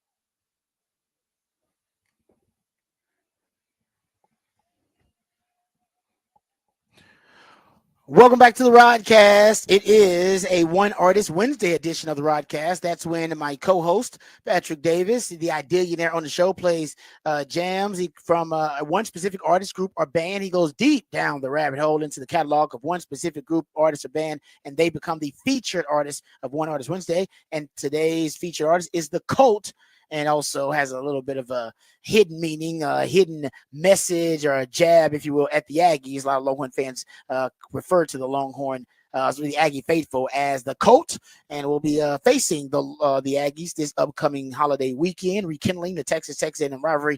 So I think my man Patrick is taking a little shot at the Aggies there with the Cult reference on One Artist Wednesday. So we appreciate that. We also appreciate him coming up with the topic for the Big Fat Poll of the day, which is posted at the Horn ATX account on X. You can go check it out for yourself and go vote. Patrick, what is the topic for the Big Fat Poll of the day? Big Fat Poll of the day: who will be the MVP for Texas against A&M? We gave you a couple options. Right now, Anthony Hill is winning with 46%, 31% for Quinn Ewers, 16% for Trey Wisner, and 7% for Jade Barron. So you can vote there. If you have another name, feel free to throw that in there on X, or you can throw it on the text line, 512-447-3776. And also, if you haven't thrown in yet, the player or moment or the thing you think of most when you think of the rivalry between Texas and Texas A&M. We've had a lot of Case McCoys on there, a lot of Tuckers on there, a lot of Rickies on there. So let me know. I'm trying to see. I don't know if there's – I don't have the lineage back far enough to say if there's some back in the day that are iconic moments. Yeah, like I said, my knowledge, it pretty much starts with Ricky and that epic run. Right. And I did, mine, I don't go back much further than that with Texas A&M. And, you know, like I said, I wasn't a huge fan of Texas until I started kind of being recruited by Texas. And then I became a big fan of Texas. So I wasn't necessarily following the program back then. And, you know, that's kind of the issue with the young guys or the younger generation now. They're not going to have any roots or connection with this rivalry. It's going to take about 5 years to start building the foundation again and the rivalry to get some roots, and these guys to have more of a sentimental connection with the rivalry. They don't get what the rivalry is about, and why should they? No, I think around in 13 years. This year will help a little bit because it's going to be huge implications for both teams. And I mean, it's a little bit less for Texas now that we think they can get in either way. But at the same part, this is for both of them to get into the SEC championship. So there's that going into it. It's going to be insanely loud. It's going to be crazy. So I think there's going to be, for the guys who go this year, they will have a good barometer of what this means going forward. And I'm sure every one of these guys who's got an NIL deal and has to talk to, or, you know, any booster or donor, those guys are letting them know the importance of this rivalry. Oh, no doubt about it. Yeah, I mean, there's a lot that's gone down, you know, in those 13 years and during the Texas Cold War era, as I like to call it, that really will be they'll be exercising those demons, if you will, on Saturday night. A lot of Aggie fans will. All right, we got my man Nick Shuley coming up with Setlist ATX. Let's not waste any time. Let's get right to him. So let's hit our Horn headlines first. We'll get educated, updated, and informed with all the top stories of the day. Then we'll come back and get into the Setlist ATX with my man Nick Shuley. But first, the Horn headlines with my man Patrick Davis. All right, your Horn headlines brought to you by Top Gun Rentals and Lawn Equipment. In the NBA, the Rockets beat the Timberwolves 117-111 last night, pushing their cup play record to 3-0. Fred VanVleet had 27 points and 11 assists, and Alperen Sengun added a triple-double. The Spurs won their fourth straight 128-115 over the Jazz, with Victor Wembanyama putting up 34 points in the game. Tonight, the Spurs are back in action against the Lakers. The Mavericks welcome Jalen Brunson and the Knicks, and the Rockets take on the struggling 76ers. In college basketball, number one Kansas held on to a 75-72 lead to hand Duke their second loss of the season. And unranked Colorado handed number 2 UConn their second straight loss in a row, 73-72. And number 20 Texas A&M lost their second game of the season to an unranked Oregon, 80-70. In college football, the latest playoff rankings were released, with Texas remaining at number 3. Indiana dropped to number 10, and Arizona State now sneaks in as the final team. Clemson, Alabama, and Ole Miss are all on the outside looking in at 12, 13, and 14, respectively. And that is your Horn headlines. All right, thank you, Patrick, for the Horn headlines. We appreciate those. Time to get to Setlist ATX with the man Nick Shuley. Nick, how you doing, brother? Appreciate the time as always. I'm doing great, man. Thanks for having me. For those who don't know, Nick Shuley is also a part of the crew, the Third Longhorn crew, with myself, Nick Shuley, Jeremy Hills, and Fozzie Whitaker, Derek Johnson, Alex Okafor, a part of that crew. We have a great time, and we just did our Aggie preview. We'll get that posted for you. But for the folks out there who have not heard Third Longhorn and they want to track down the podcast, where can they find the Third Longhorn podcast, Nick? Yeah, just go to thirdandlonghorn.com. So THIRD and Longhorn, or 3RD and Longhorn, and you can get it there. It's on YouTube, Spotify, Apple, anywhere you get your podcasts and shows. I like it. All right, let me ask you about the Aggie game. My man Patrick threw out a couple of questions. I like the one that he threw out for the text line. Is there a player that you as long as you've been watching Texas A&M, is there a player that you associate with an iconic moment watching the game that stands out to you?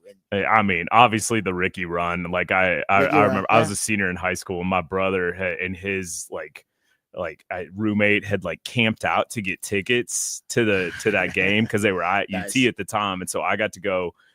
He got tickets. I got to go stay the night in the dorm, and I thought that was so cool to stay in Jester, which, later on living in Jester, you realize how uncool that is. But it was pretty cool, man. And they got front row seats. So we were in that corner of the end zone, what would be, I think, the southeast end zone. So right where Ricky actually scored. If they would, when he scores, if they'd pan the camera up a little, we were right there. So it was pretty special to see. And so obviously I'm old and have been watching this since I can remember walking. So I remember the years of Aggie domination, which were, kind of late, I would say early 90s, when you had Corey Polig and Bucky Richardson and these guys, and they just beat the snot out of us every single year. The Wrecking Crew still there. Yeah, they were. I mean, man, they were solid. But I do remember. Obviously, there's so many Texas guys that you remember that Case McCoy moment. There were so many big moments. I remember the game at A&M where the national championship year, where we kind of didn't really show up most of the game, and it was one of those where it started to get a little hairy. And I'd gone to that with my sister, who was at A&M at the time, and I was stressing a little sitting in my orange shirt in the maroon student section. And man, it was funny. They'd grab me in that stupid sway, and I'd be trying to hold my arms out to not. Yeah, I'm like, don't touch me. I don't want this. But yeah, man, it's a pretty special rivalry. This one's gonna be. I mean, if I think, I'm sure I'm like y'all, I sit on my hands during these games. I'm a little nervous, watching them, and this one's gonna be times 100, I think. So it should be cool. It'll be fun. Yeah, I just want Texas to get off to a good start. That's the key, man. This team. Yeah. If they get off to a good start, and by the way, before we get off here, and you were talking about Trey Wisner, man, I am gonna do everything I can to get him. Tell me what you think about this. A minivan deal, but hold up, a really no. It's on the outside, everything. It just looks like a minivan. It's super reliable, whatever. But on the inside, we trick this thing out, man. It is the sickest van you've ever seen. You're gonna get Exhibit? What's that? Exhibit? Oh yeah, 100%. We're gonna pimp that ride, dude. Because that's Trey, right? He's not flashy, whatever. But then you watch and you're like, oh dang, kid gets after us. So we need to get him a solid, Astro van, Dodge, I don't even know, or whatever. We got you an aquarium and a PS2, man. I'm gonna work on it. Great. I'm gonna take it to Trey, and Trey's gonna be like, "No, man, I'm good." No, I love that idea, just because when you look at Trey, he is unassuming. You go, "Oh, he's not gonna. It's nothing elite or special necessarily about him." But it is the really the intrinsic there's a lot of value of what Trey Wise, the toughness, the work and the trust factor. It's a lot of things. I'm not saying that he's a screw up physically. No, not at all. Because the guy's an elite athlete. That's why he's here at Texas. But it is what we are finding now, that the added value of Trey Wisner is the intangible, the immeasurable. Right, because that's why he wasn't ahead of C.J. Baxter and Jaden Blue and all those guys. Because Jared Gibson, they have these physical tools. So you see them initially, you go, "Whoa, I see why Jared Gibson was recruited. Oh, I see why Jaden Blue was recruited. Whoa, I see why they got C.J. Baxter." You don't say that initially when you see Trey Wisner. You got to watch him a little while. Yeah. You got to watch him a little while. You got to get to know him. And then you look at his stat line and you're like, "Oh wow, he dominated that game." And that's and then you go, patience, vision, ball security. You go, damn, these are all the things that I need. Pass protection. These are all the things that I really need. And that's a minivan can do that to you. At first, it seems like I'm not impressed by this minivan. And then you drive it around a little bit and go, this minivan has everything I need. Yeah. It's solid. The pickup's not what I wanted, but other than that, I can't pick up hot chicks in it, but you know what? That's not what I need right now. All right. What I need is to get to point A to point B with no issues. And Trey Weiser can do that for you. Man, it is fascinating how many running backs you need now to survive a college football season, especially the SEC. Like, look at, the A&M's in the same situation we are.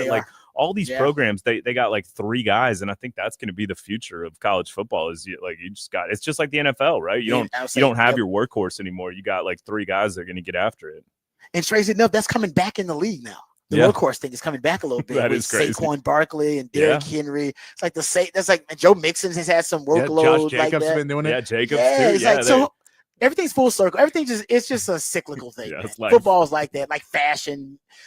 Maybe music. Is music like this? Is music cyclical? Yeah. There's a lot of things in our life are at least in terms of the art forms, it's cyclical. They go 90s rock is back now. So it's 90s garage rock. I never thought it'd even have its first moment, but it's got its second now. So there you go. Exactly. That's how you know you get old. When you see the cycle and you recognize it, go, hey, that's the same fashion that I had 20 years ago. Pants. Those were terrible. That's how you know, like, damn, I'm old. Yep. I'm living too old, multiple cycles. All right, let's get to the set list ATX, because I know my man Nick is busy. He's got things to do. So let's start with Wednesday, as we always do, with a set list ATX. Yeah, we're pretty light today. Obviously, the holiday week / weekend, the touring kind of goes down, but there's some cool stuff going on. So tonight, the second night of Casey Musgraves will be playing at the Moody Center with Lord Huron and Nickel Creek. I heard that show last night was fantastic. And then another cool one, if you're a local music fan or just like good songwriters, Slade Cleaves will be playing at Saxon Pub, and he's fantastic. And then Thursday, it's a little Thanksgiving tradition. The Saxon Pub does their Thanksgiving with Patrice Pike, so she'll be over there, something to do after, go eat. If you're not sleeping on the couch or, sleeping through the Cowboys game, you can go over there. And then on Friday, Bob Schneider and the Moonlight Orchestra are doing a special holiday show at ACL Live. And then one of Austin's best acts, Wild Child, will be doing their Wild Child and Friends Night 1 at Scoot Inn. And out in Cedar Park, Kevin Fowler will be playing the Hot Spot. So a bunch of stuff going on Friday night. And then Saturday is the second night of Wild Child and Friends at Scoot. And then one of Austin's best songwriters, David Ramirez, will be at the Paramount. And then a big show over at Emo's, obviously, especially for us Texas fans. Big X the Plug, who we always hear his song every time there's a Texas game on. Seriously. You know it, even if you don't know him. So he'll be over at Emo's. And then the Peterson brothers will be doing a cool post-Thanksgiving bash over at the Continental Club.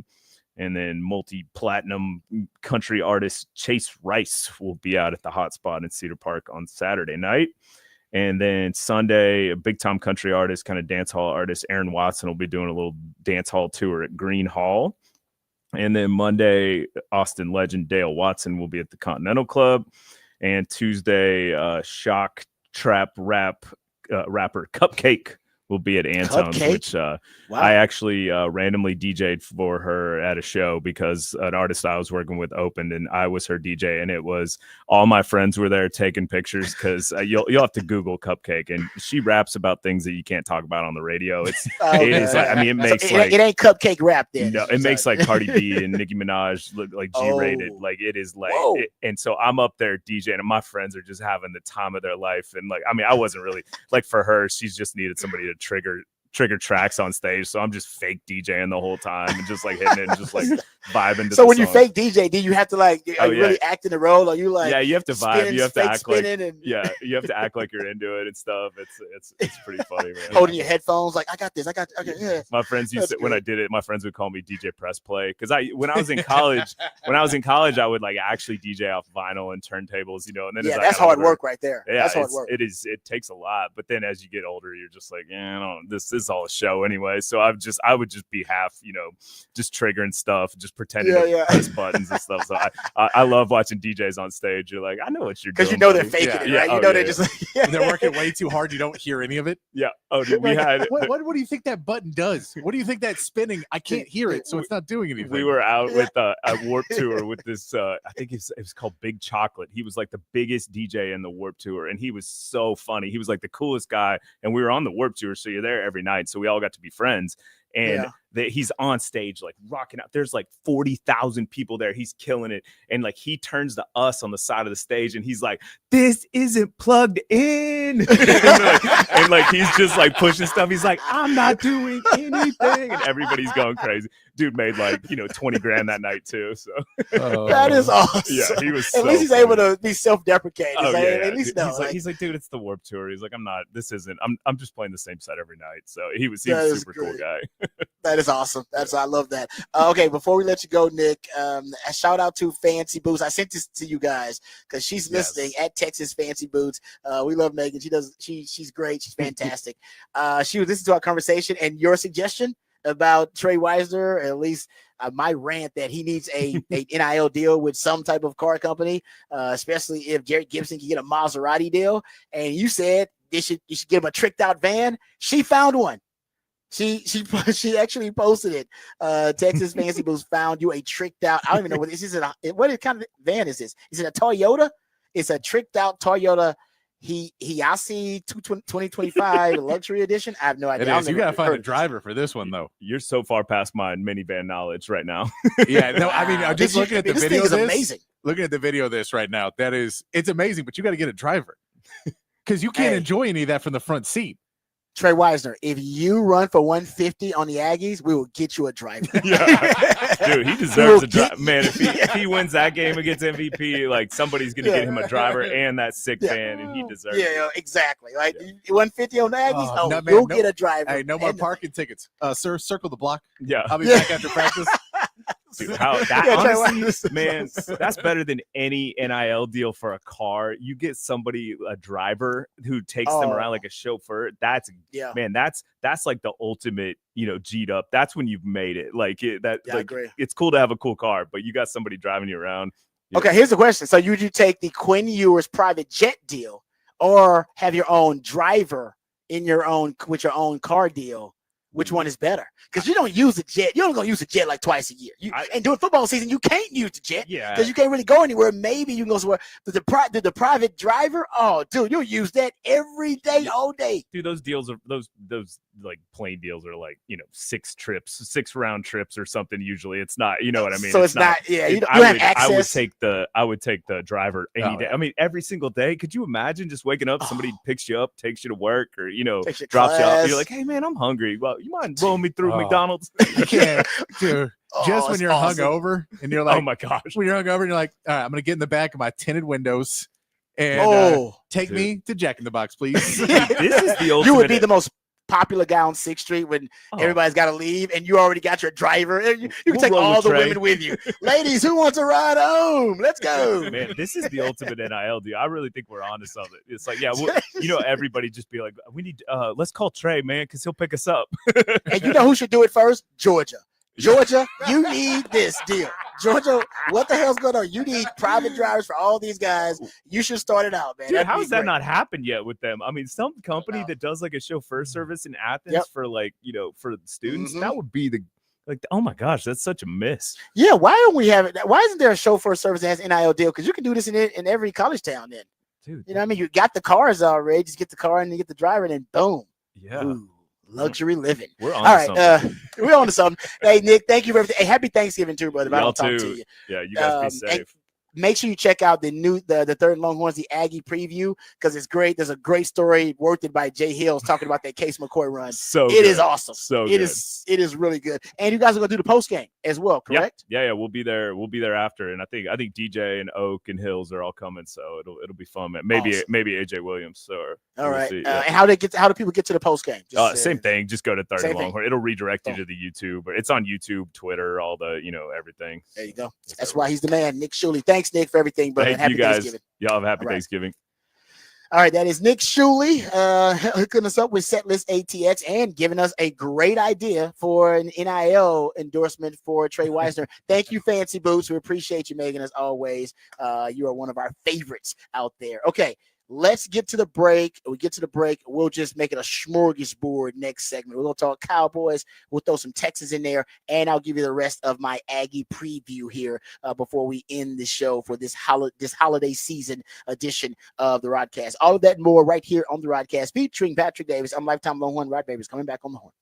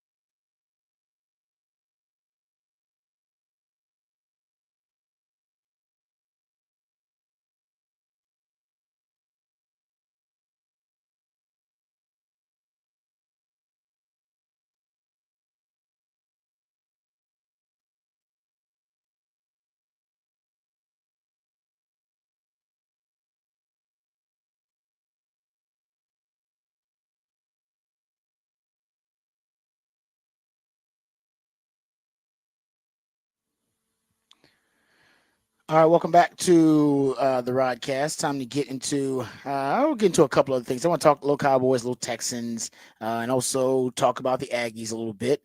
So let's start off talking about the Aggies. I'll give you some more nuggets about this matchup. I also think that going up against that Texas, or going up against the Texas A&M defense, I think for the Texas offense, if Quinn Ewers' ankle isn't something that is truly hindering him from driving the football downfield. I'm assuming mild ankle sprain, not something especially if he's gotten treatment all week long, not something that should be, shouldn't be very debilitating, if you will. But we don't know really the severity of it, and it could get re-injured in that game. But I'm assuming right now Quinn's going to be ready to go. You better have a contingency plan, though. You better have a contingency plan for Arch Manning in that game. He should be taking some first-team reps this week, no doubt. But the last two SEC games are really what I've been paying attention to, because at this point in the season, the advantage is we know who these teams are. I mean, we're 11 games in. You got enough of a sample size to know exactly who these teams are.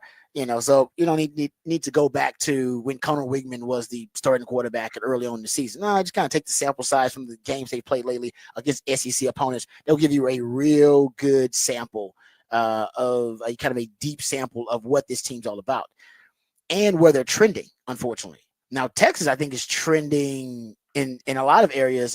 I think they're trending in the right direction. They're trending up. The running game, it had one of its best games, if not its best game. So they're trending up. The defense is still playing at a really, really high level. So I think the defense is continuing to trend up, in my opinion. There are some aspects of the Aggies' formula to win that's trending down, going the other direction. And I talked about the rush defense. Rush defense is the thing that stands out as something that is in decline for the Aggies. If you go look at rushing yards allowed in the last 3 weeks, they're 101st in rushing yards allowed in the last 3 weeks. They usually allow 123 rushing yards. Last 3 weeks, they've been allowing an average of 192 rushing yards. The last 3 weeks, you look at yards per rush allowed, they're at 4.7. Usually they're at 3.8. Rushing defense is in decline, it would seem like, for the Aggies. I brought this up earlier. You go look at that, the Auburn game. You go look at the South Carolina game, excuse me. I mean, they were gashed by, this is Trey Weissman should be looking at this thinking, hey, I got a shot to get some, all right, to get some big plays in this game versus the Aggies. Jarquez Hunter, who's one of the better running backs in the SEC, and that game went to 4 overtimes, but he had 130 yards rushing, over 4.5 yards per rush. If you go look at the game versus South Carolina, Raheem Sanders averaged over 7 yards per rush. And he had 20 rushes. They had another running back averaged 4.5 yards per rush. Raheem Sanders had 144 yards. They actually had 200-yard rushers because Lenora Sellers, the quarterback, rushed for over 100 yards too. But Texas doesn't have a +1 in the running game like that. And that also may be a reason that they got a boost in the running game with a +1, which Auburn also has with Peyton Thorne as a +1 in the running game. But to me, it's a good sign for Texas that they're coming off their best performance, run blocking on the all-line, being able to impose their will in the running game. And you have the Aggies run defense that looks like, I said, is somewhat in decline. Now, Auburn was on the road. So, talking about on the road versus at home, those are very different teams, right? At South Carolina, at Auburn. So at home, I expect the Aggies to have a better rush defense. But I'm just talking about the last 2 SEC games. We've seen their rush defense look, subpar, and Texas rush offense looking like it's starting to find its groove. So that's one thing to look at. But then in addition to that, their pass defense has allowed a lot of deep, explosive pass plays via the passing game in the last 2 games. Now that's on the road. Like I said, this one will be at home. So it's a little different on the road with South Carolina, on the road with Auburn. But look at the wide receivers too. Here are the wide receivers who had big games versus in the last 2 SEC title games, 2 last SEC games, I should say. Here are the wide receivers that had big games. If you go look at Joshua Simon for South Carolina, he had 4 receptions for 132 yards. All right. There's a lot of big plays on there. You only got 4 receptions, you end up with 130 yards. Those are big chunk yardage plays. Raheem Sanders was the running back I was telling you about, who had over 7 yards per rush. But hell, he had 92 yards receiving on 5 receptions. Chunk yardage plays. big chunk yardage plays. Obviously not downfield with the running back, but it shows you can either be getting chunk yardage plays down the field from your wide receivers, or these can be yak opportunities where running backs catch the ball in space. We know Sark's offense, top 5 yak offense in the Power 4. It's also built to get running backs in space like Trey Wiseman and Jaden Blue, and built to get wide receivers in space and force you to make open field tackles with plenty of space around. Right? That's what Sark does really well. That's something that the Aggies have been struggling with on defense in the last couple of games. Go look at the Auburn game. In the Auburn game, you go look at that group. They had, look at the wide receiver talent. They had 2 wide receivers that ended up being 100-yard receivers. They had Cam Coleman, who's a monster.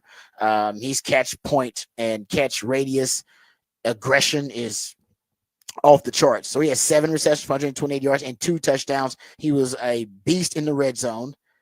And if you go look at the other receiver, Kendra Lambert-Smith, he had 2 receptions, but for 104 yards.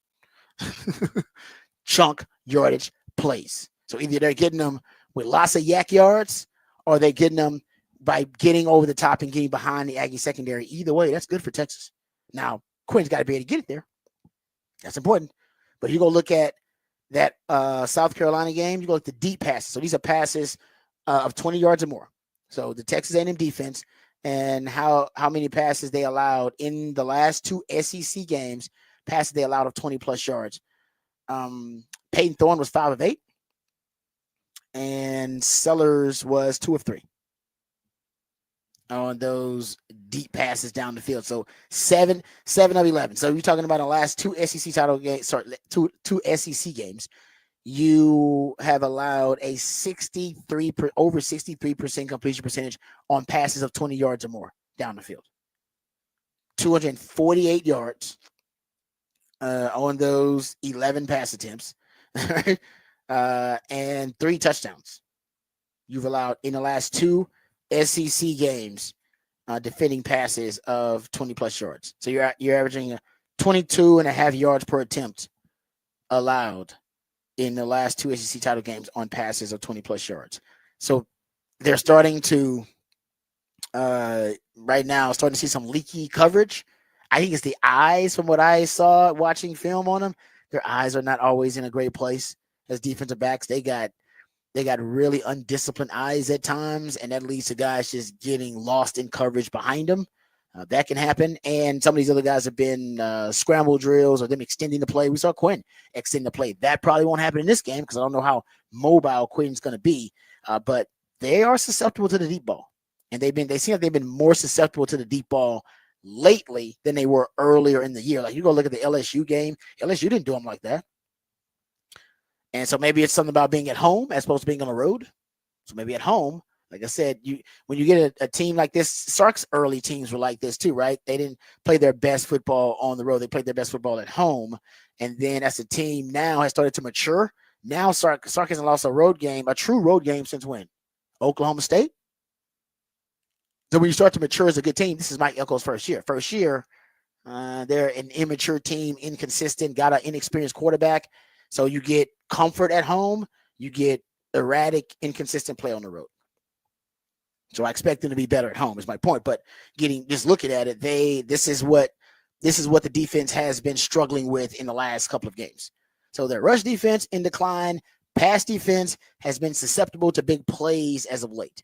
Jumping on the other side of the ball, I think the matchup to watch, and we talked about this too, the matchup to watch for Texas versus the Aggies is, how do they corral Marcel Reed?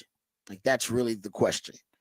And, for Texas, when the play breaks down and then Marcel Reed becomes a scrambler, and he's great at scrambling in scramble drill, and I think that's when he's most comfortable. They don't give him a lot of audibles and checks at the line of scrimmage. Seems like the play that's in is the play that is called. Why would you put a lot on the shoulders of a young quarterback? So I think in order to strip it down, make it rudimentary for him, the offense lacks sophistication, but not because the coaches aren't smart or savvy. I think it lacks sophistication because that would be too much for a young quarterback to process. So they strip it down, make it easy on them. But that also, in my opinion, that's why their running game is in decline. It's not enough creativity and innovation, not enough sophistication, not enough malleability. And that will come with the quarterback being experienced and seasoned enough to see certain defensive fronts, to see certain defensive looks, and be able to get their offense in the right play. Even Pastor, you remarked about this when we started talking about Quinn Ewers and why Sark didn't take Quinn Ewers out. Well, if you're going to run the football, can't Arch just hand it off? Yeah, but Arch may not know how to get him in the right play. Yeah. And Quinn might know, you might, let's get in another play. Let's run the counter here, actually, because they left the B gap open. And, Quinn knows that. Yes. Young quarterbacks, they may not know that. Marcel Reed doesn't. So a lot of times from the snap, because, and I said, maybe they're going to add some different layers to the offense. But from what I've watched from the snap, that's really where it ends, where all the creativity and innovation ends for A&M. Like, they call the play and the play is run as called. With Texas, even offensively, you'll see Texas make audibles. You'll see Quinn make a subtle adjustments to the offense, whether it be moving a player to set the pass protection or changing the run concept. We talked about him making it audible to switch to a certain route with DeAndre Moore running the slot fade. You get that with a veteran quarterback. You don't get that with Marcel Reed. That is a severe disadvantage going up against a very experienced and I think at times what can be a confusing Texas defensive front. So that's an advantage. This is why the run game for them lately, we're looking at the last 2 SEC games, been on the road. So I think they'll get a little boost at home, but there's only so much a home field environment can do for you. If you look at yards per design carry for running backs versus Auburn and South Carolina, you're at 3.5 yards per design carry. You really miss Le'Veon Moss because he was a guy that not only could move the chains, but also could change the game. And he's been out for you. You only have forced 4 missed tackles in those last 2 SEC games on true running back runs. That's not good. And your average 1.8 yards after contact per carry. Also not good. You had 2 explosive runs in those 2 games. So in the last 2 SEC games, the A&M running game is averaging 1 explosive via traditional running game, handoff to the running back, 1 explosive play, 1.8 yards after contact per carry, 2 missed forced tackles per game, and you're at 3.5 yards per design carry. It just lacks explosivity. The run game, the only explosive element of the run game, no BS, is Marcel Reed. It's him. If you corral him, and Texas done a really good job against dual threat quarterbacks. The only dual threat quarterback to really go off on Texas wasn't even true dual threat, in my opinion. It was a tendency breaker. It was Dylan Gabriel, who had his career high in rush attempts and in rushing yards versus Texas. And they came into the game thinking he had functional mobility, not that he would be weaponized as a dual threat quarterback. And when he was, it was the difference in them beating Texas. But going into any game when Texas knows they're dealing with a dual threat quarterback, Jalen Milroe, Taylor Green, Diego Pavia, they don't make a lot of plays versus Texas. And I don't think Marcel Reed's going to be any different, especially with his youth and inexperience. Now, here's the thing to watch. With, like I said, the run game now in the last 3 weeks, I think they're averaging 4.1 yards per rush in the last 3 weeks. The running game definitely has, kind of started to decline and fall off a cliff. But if Marcel Reed, when the play breaks down, second reaction plays, off script plays, improv plays, when the play breaks down and he's able to get outside the pocket and get into the scramble drill, he might be able to make something happen. Remember, Kentucky did that a few times with an inexperienced quarterback, and even with Vandergriff early on. They completed 2 40-plus yard bombs against Texas. They got 5 20-plus yard passes completed against the Texas secondary, the most of any team on the season against that Texas defense. They had only allowed 16 passes of 20-plus yards going into that game, and Kentucky, basically got what they had, the average of what they had been allowing, got like 3 times the average amount of explosive pass plays versus Texas defense than they had been allowing all year in that one game. And Kentucky is not known for an explosive passing game. They're known for an offense that is led by the run, and that they have a run-oriented offensive identity. Well, that's the Aggies, run-oriented offensive identity with better players than Kentucky, with a defensive-minded head coach like Kentucky. That's the only thing that kind of worries me, that Texas did give up some big plays in that Kentucky game. They were irrelevant. They didn't matter in the end. And Texas was able to stonewall them in the red zone, on the goal line, and keep points off the board. But the Aggies will be at home. They'll be on the road, and maybe they saw something they think they can exploit in that Texas defense, because there ain't much, by the way.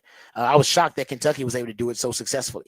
All right, there you go. So that's some nuggets about the Texas A&M matchup. Just really quickly, talk about the Cowboys, because there's some injuries to address about the Cowboys Thursday Thanksgiving game, I should say. So Tommy DeVito, you brought this up too, Patrick. Tommy DeVito has a forearm injury, which technically, I mean, you didn't hear much about it yesterday, but now there have been several reports that he has a forearm injury, which could cause the Giants to pivot to Drew Lock for that Thursday game against the Cowboys. Yeah, and the thought was they didn't go to Drew Lock originally for a couple reasons. One was because they're trying to tank, and they thought that DeVito gave them a better chance to tank. And the other is the way Drew Lock's contract is set up. He basically makes more money on every game he plays. So there is apparently another theory about it, that they're trying to save some money. It's not enough that a NFL team should be worried about that. Yeah. If you are, that's not a great sign for how your team's being run, because you're talking about a small amount in the grand scheme of things. Yeah. So if you're the Giants in New York City, you shouldn't be worried about the type of money that it would cost. But that's one of the theories, is apparently his contract has is super incentive based. Yeah. Okay. And so that would be one of the reasons why they just put in the guy that it doesn't cost him anything to play, and they're trying to tank. But yeah, that he is apparently iffy on there. And I'm sure Brian Daboll and them, as much as they want to tank, they'd also like to win some games. Well, especially this one. Yeah, we win this one, versus the Cowboys. Yeah. Well, I guess both of you guys are going to be drafting close to the top 10 and in the top 10. So not if the Cowboys keep screwing this tank up winning games, man. You're right. The players aren't tanking. The front office needs to be, but you're right. That's why I would put in Trey Lance. I'd be like, you know what? This is even more reason we need to put in Trey Lance, because Cooper Rush out there balling. I mean, we said there was like Cooper Rush has won games in this league. At least with Trey Lance, you see what you got from him, and I think you would guarantee more of a tank. But good for the Cowboys. They're building character. Did you also see the big signing that happened? Just broke? No. Daniel Jones has picked the team. Who is it? Daniel Jones going to Minnesota. Oh, that makes sense. Sam Darnold came up a little limpy. Yeah, in the last game. I was really hoping that the Jets would cut Aaron Rodgers, because there were some rumors about that, and it would be the funniest thing if he went there. Go to the Jets. Oh, that would be awesome. If Aaron Rodgers went from the Jets to the Vikings, and it's just following Brett Favre's career path completely, I thought that would be quite funny. But I know, and Aaron Rodgers says he wants to play. There's rumors of with that Aaron Rodgers basically is refusing to get medical tests, because he thinks they're trying to put him on the IR, and the medical test would show he's more hurt than he's saying he is, and it would put him on the IR, which he doesn't want to do. So he's going to play no matter what. It is crazy what they're going through. The Jets are the Jets for a reason. The Jets are the Jets. Jets, mess is what the Jets are. Oh man. All right, there you go. The Cowboys also got a lot of guys that are on their injury report. The Cowboys had 16 players on their practice report Monday. They added Kellen Carson as a non-participant Tuesday. The only other change was cornerback Trevon Diggs being downgraded to a non-participant after being estimated as limited on Monday. But tight end Jake Ferguson, Eric Kendricks, Zach Martin, Marshawn Nealon, Asim Richards, the tackle, Nick Vigil all remain non-participants. And Deron Bland, CeeDee Lamb, Brandon Cooks, Tyler Smith were all limited in practice. And full participants, Tyler Guyton ended up being a full participant. Also, Hunter Luepke and Jordan Lewis. Chime Udoga also full participant. So Cowboys may be getting some guys back for that game versus the Giants. Who knows? All right, we come back. We'll wrap it up and put it in the oven. And speaking of the oven, getting ready for Thanksgiving holiday, we'll send you off with Who Said That, which when Patrick plays a piece of audio from the sports world, sometimes beyond the sports world, and based on the context clues or familiarity of the voice, you have to identify and recall who said that. We'll have it right back when we come here on the Rodcast featuring Patrick Davis. I'm a lifetime Longhorn. Rod Davis coming back on the horn.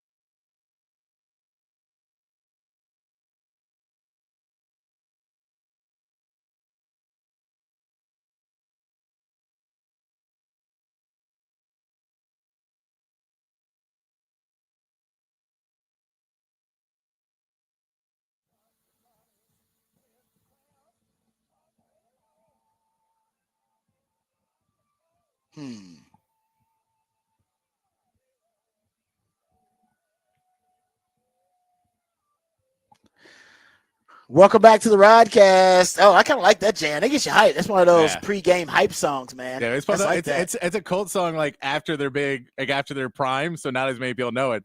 But it's a great song. It's called GOAT. Yeah, this would be a great like highlight reel song. Oh yeah, for like this is the getting hype for the Texas A&M game. Have some highlights in there for the guys. Mac would always do that. He'd play like a song, and they have like a highlight reel that he'd play for the team before games. It's a good song for it right here. Yeah, I like that. It's a hell of a chorus too. Yeah, nice. It's greatest of all time, man. It's a great song. It's a great sports song. It does not get played enough in sports stuff. Yeah, I was gonna say, man, that should be like a kind of a when the intro songs come out, man. Then you play like if you got a GOAT on your team, and the chorus is the greatest of all time. Come on, man. It's only 8 years old, so it's not that old of a song. Yeah, most of their stuff is from like the early 90s. I haven't really heard it, so I've never heard that. It's a great song, but I know people who are fans have. But my point is, it's not necessarily widespread. No, it's not, but it's a great one. That's a good one. All right. Appreciate Patrick. Is a One Artist Wednesday, and the Cult. That group is the focus and the feature of One Artist Wednesday. Also, Patrick does a good job with the topic for the Big Fat Poll today. That is posted already at the Horn ATX on X. Simple question: who will be the MVP for the Texas against A&M? Who will be the MVP of that game? And right now, 45% of you say it's Anthony Hill. Another 33% of you say it's a legacy game for one Quinn Ewers. Go vote on that over at the Horn ATX on X. All right, time to play Who Said That? That's when Patrick plays a piece of audio from the sports world, sometimes beyond the sports world, and based on the context clues or familiarity of the voice, you have to identify and recall who said that. We've felt what it's like to not win this game, and it's bad. It's one of the worst things that's happened to me in my life. Quite honestly, other than losing my father and a few other things, like it's quite honestly for my family the worst thing that's happened. So we can never have that happen.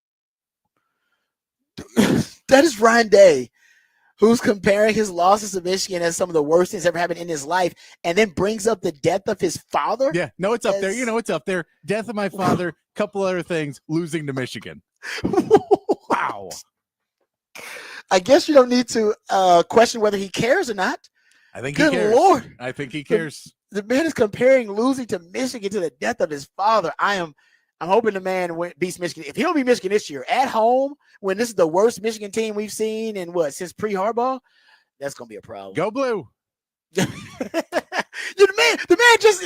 man just admitted that it's the comparison to the death of his father. You're talking about you hope that he feels that kind of anguish and pain. Yeah, I don't have much love for Ohio State. I can see that. All right. Thank you, brother. We got a lot of love for you. Thanks for everything you do, Patrick. And have a great Thanksgiving holiday, brother. Happy Thanksgiving to you. Happy Thanksgiving to all of you guys. Remember, the revolution will not be televised, but we'll be talking about it right here on the Rodcast. We love you guys. We mean that. Take care of yourselves, but more importantly, take care of each other. Happy Thanksgiving. And I don't even know what we say about the Aggies. The Aggies suck, just like OU sucks. They all do. All right. Until next time, hook 'em and peace.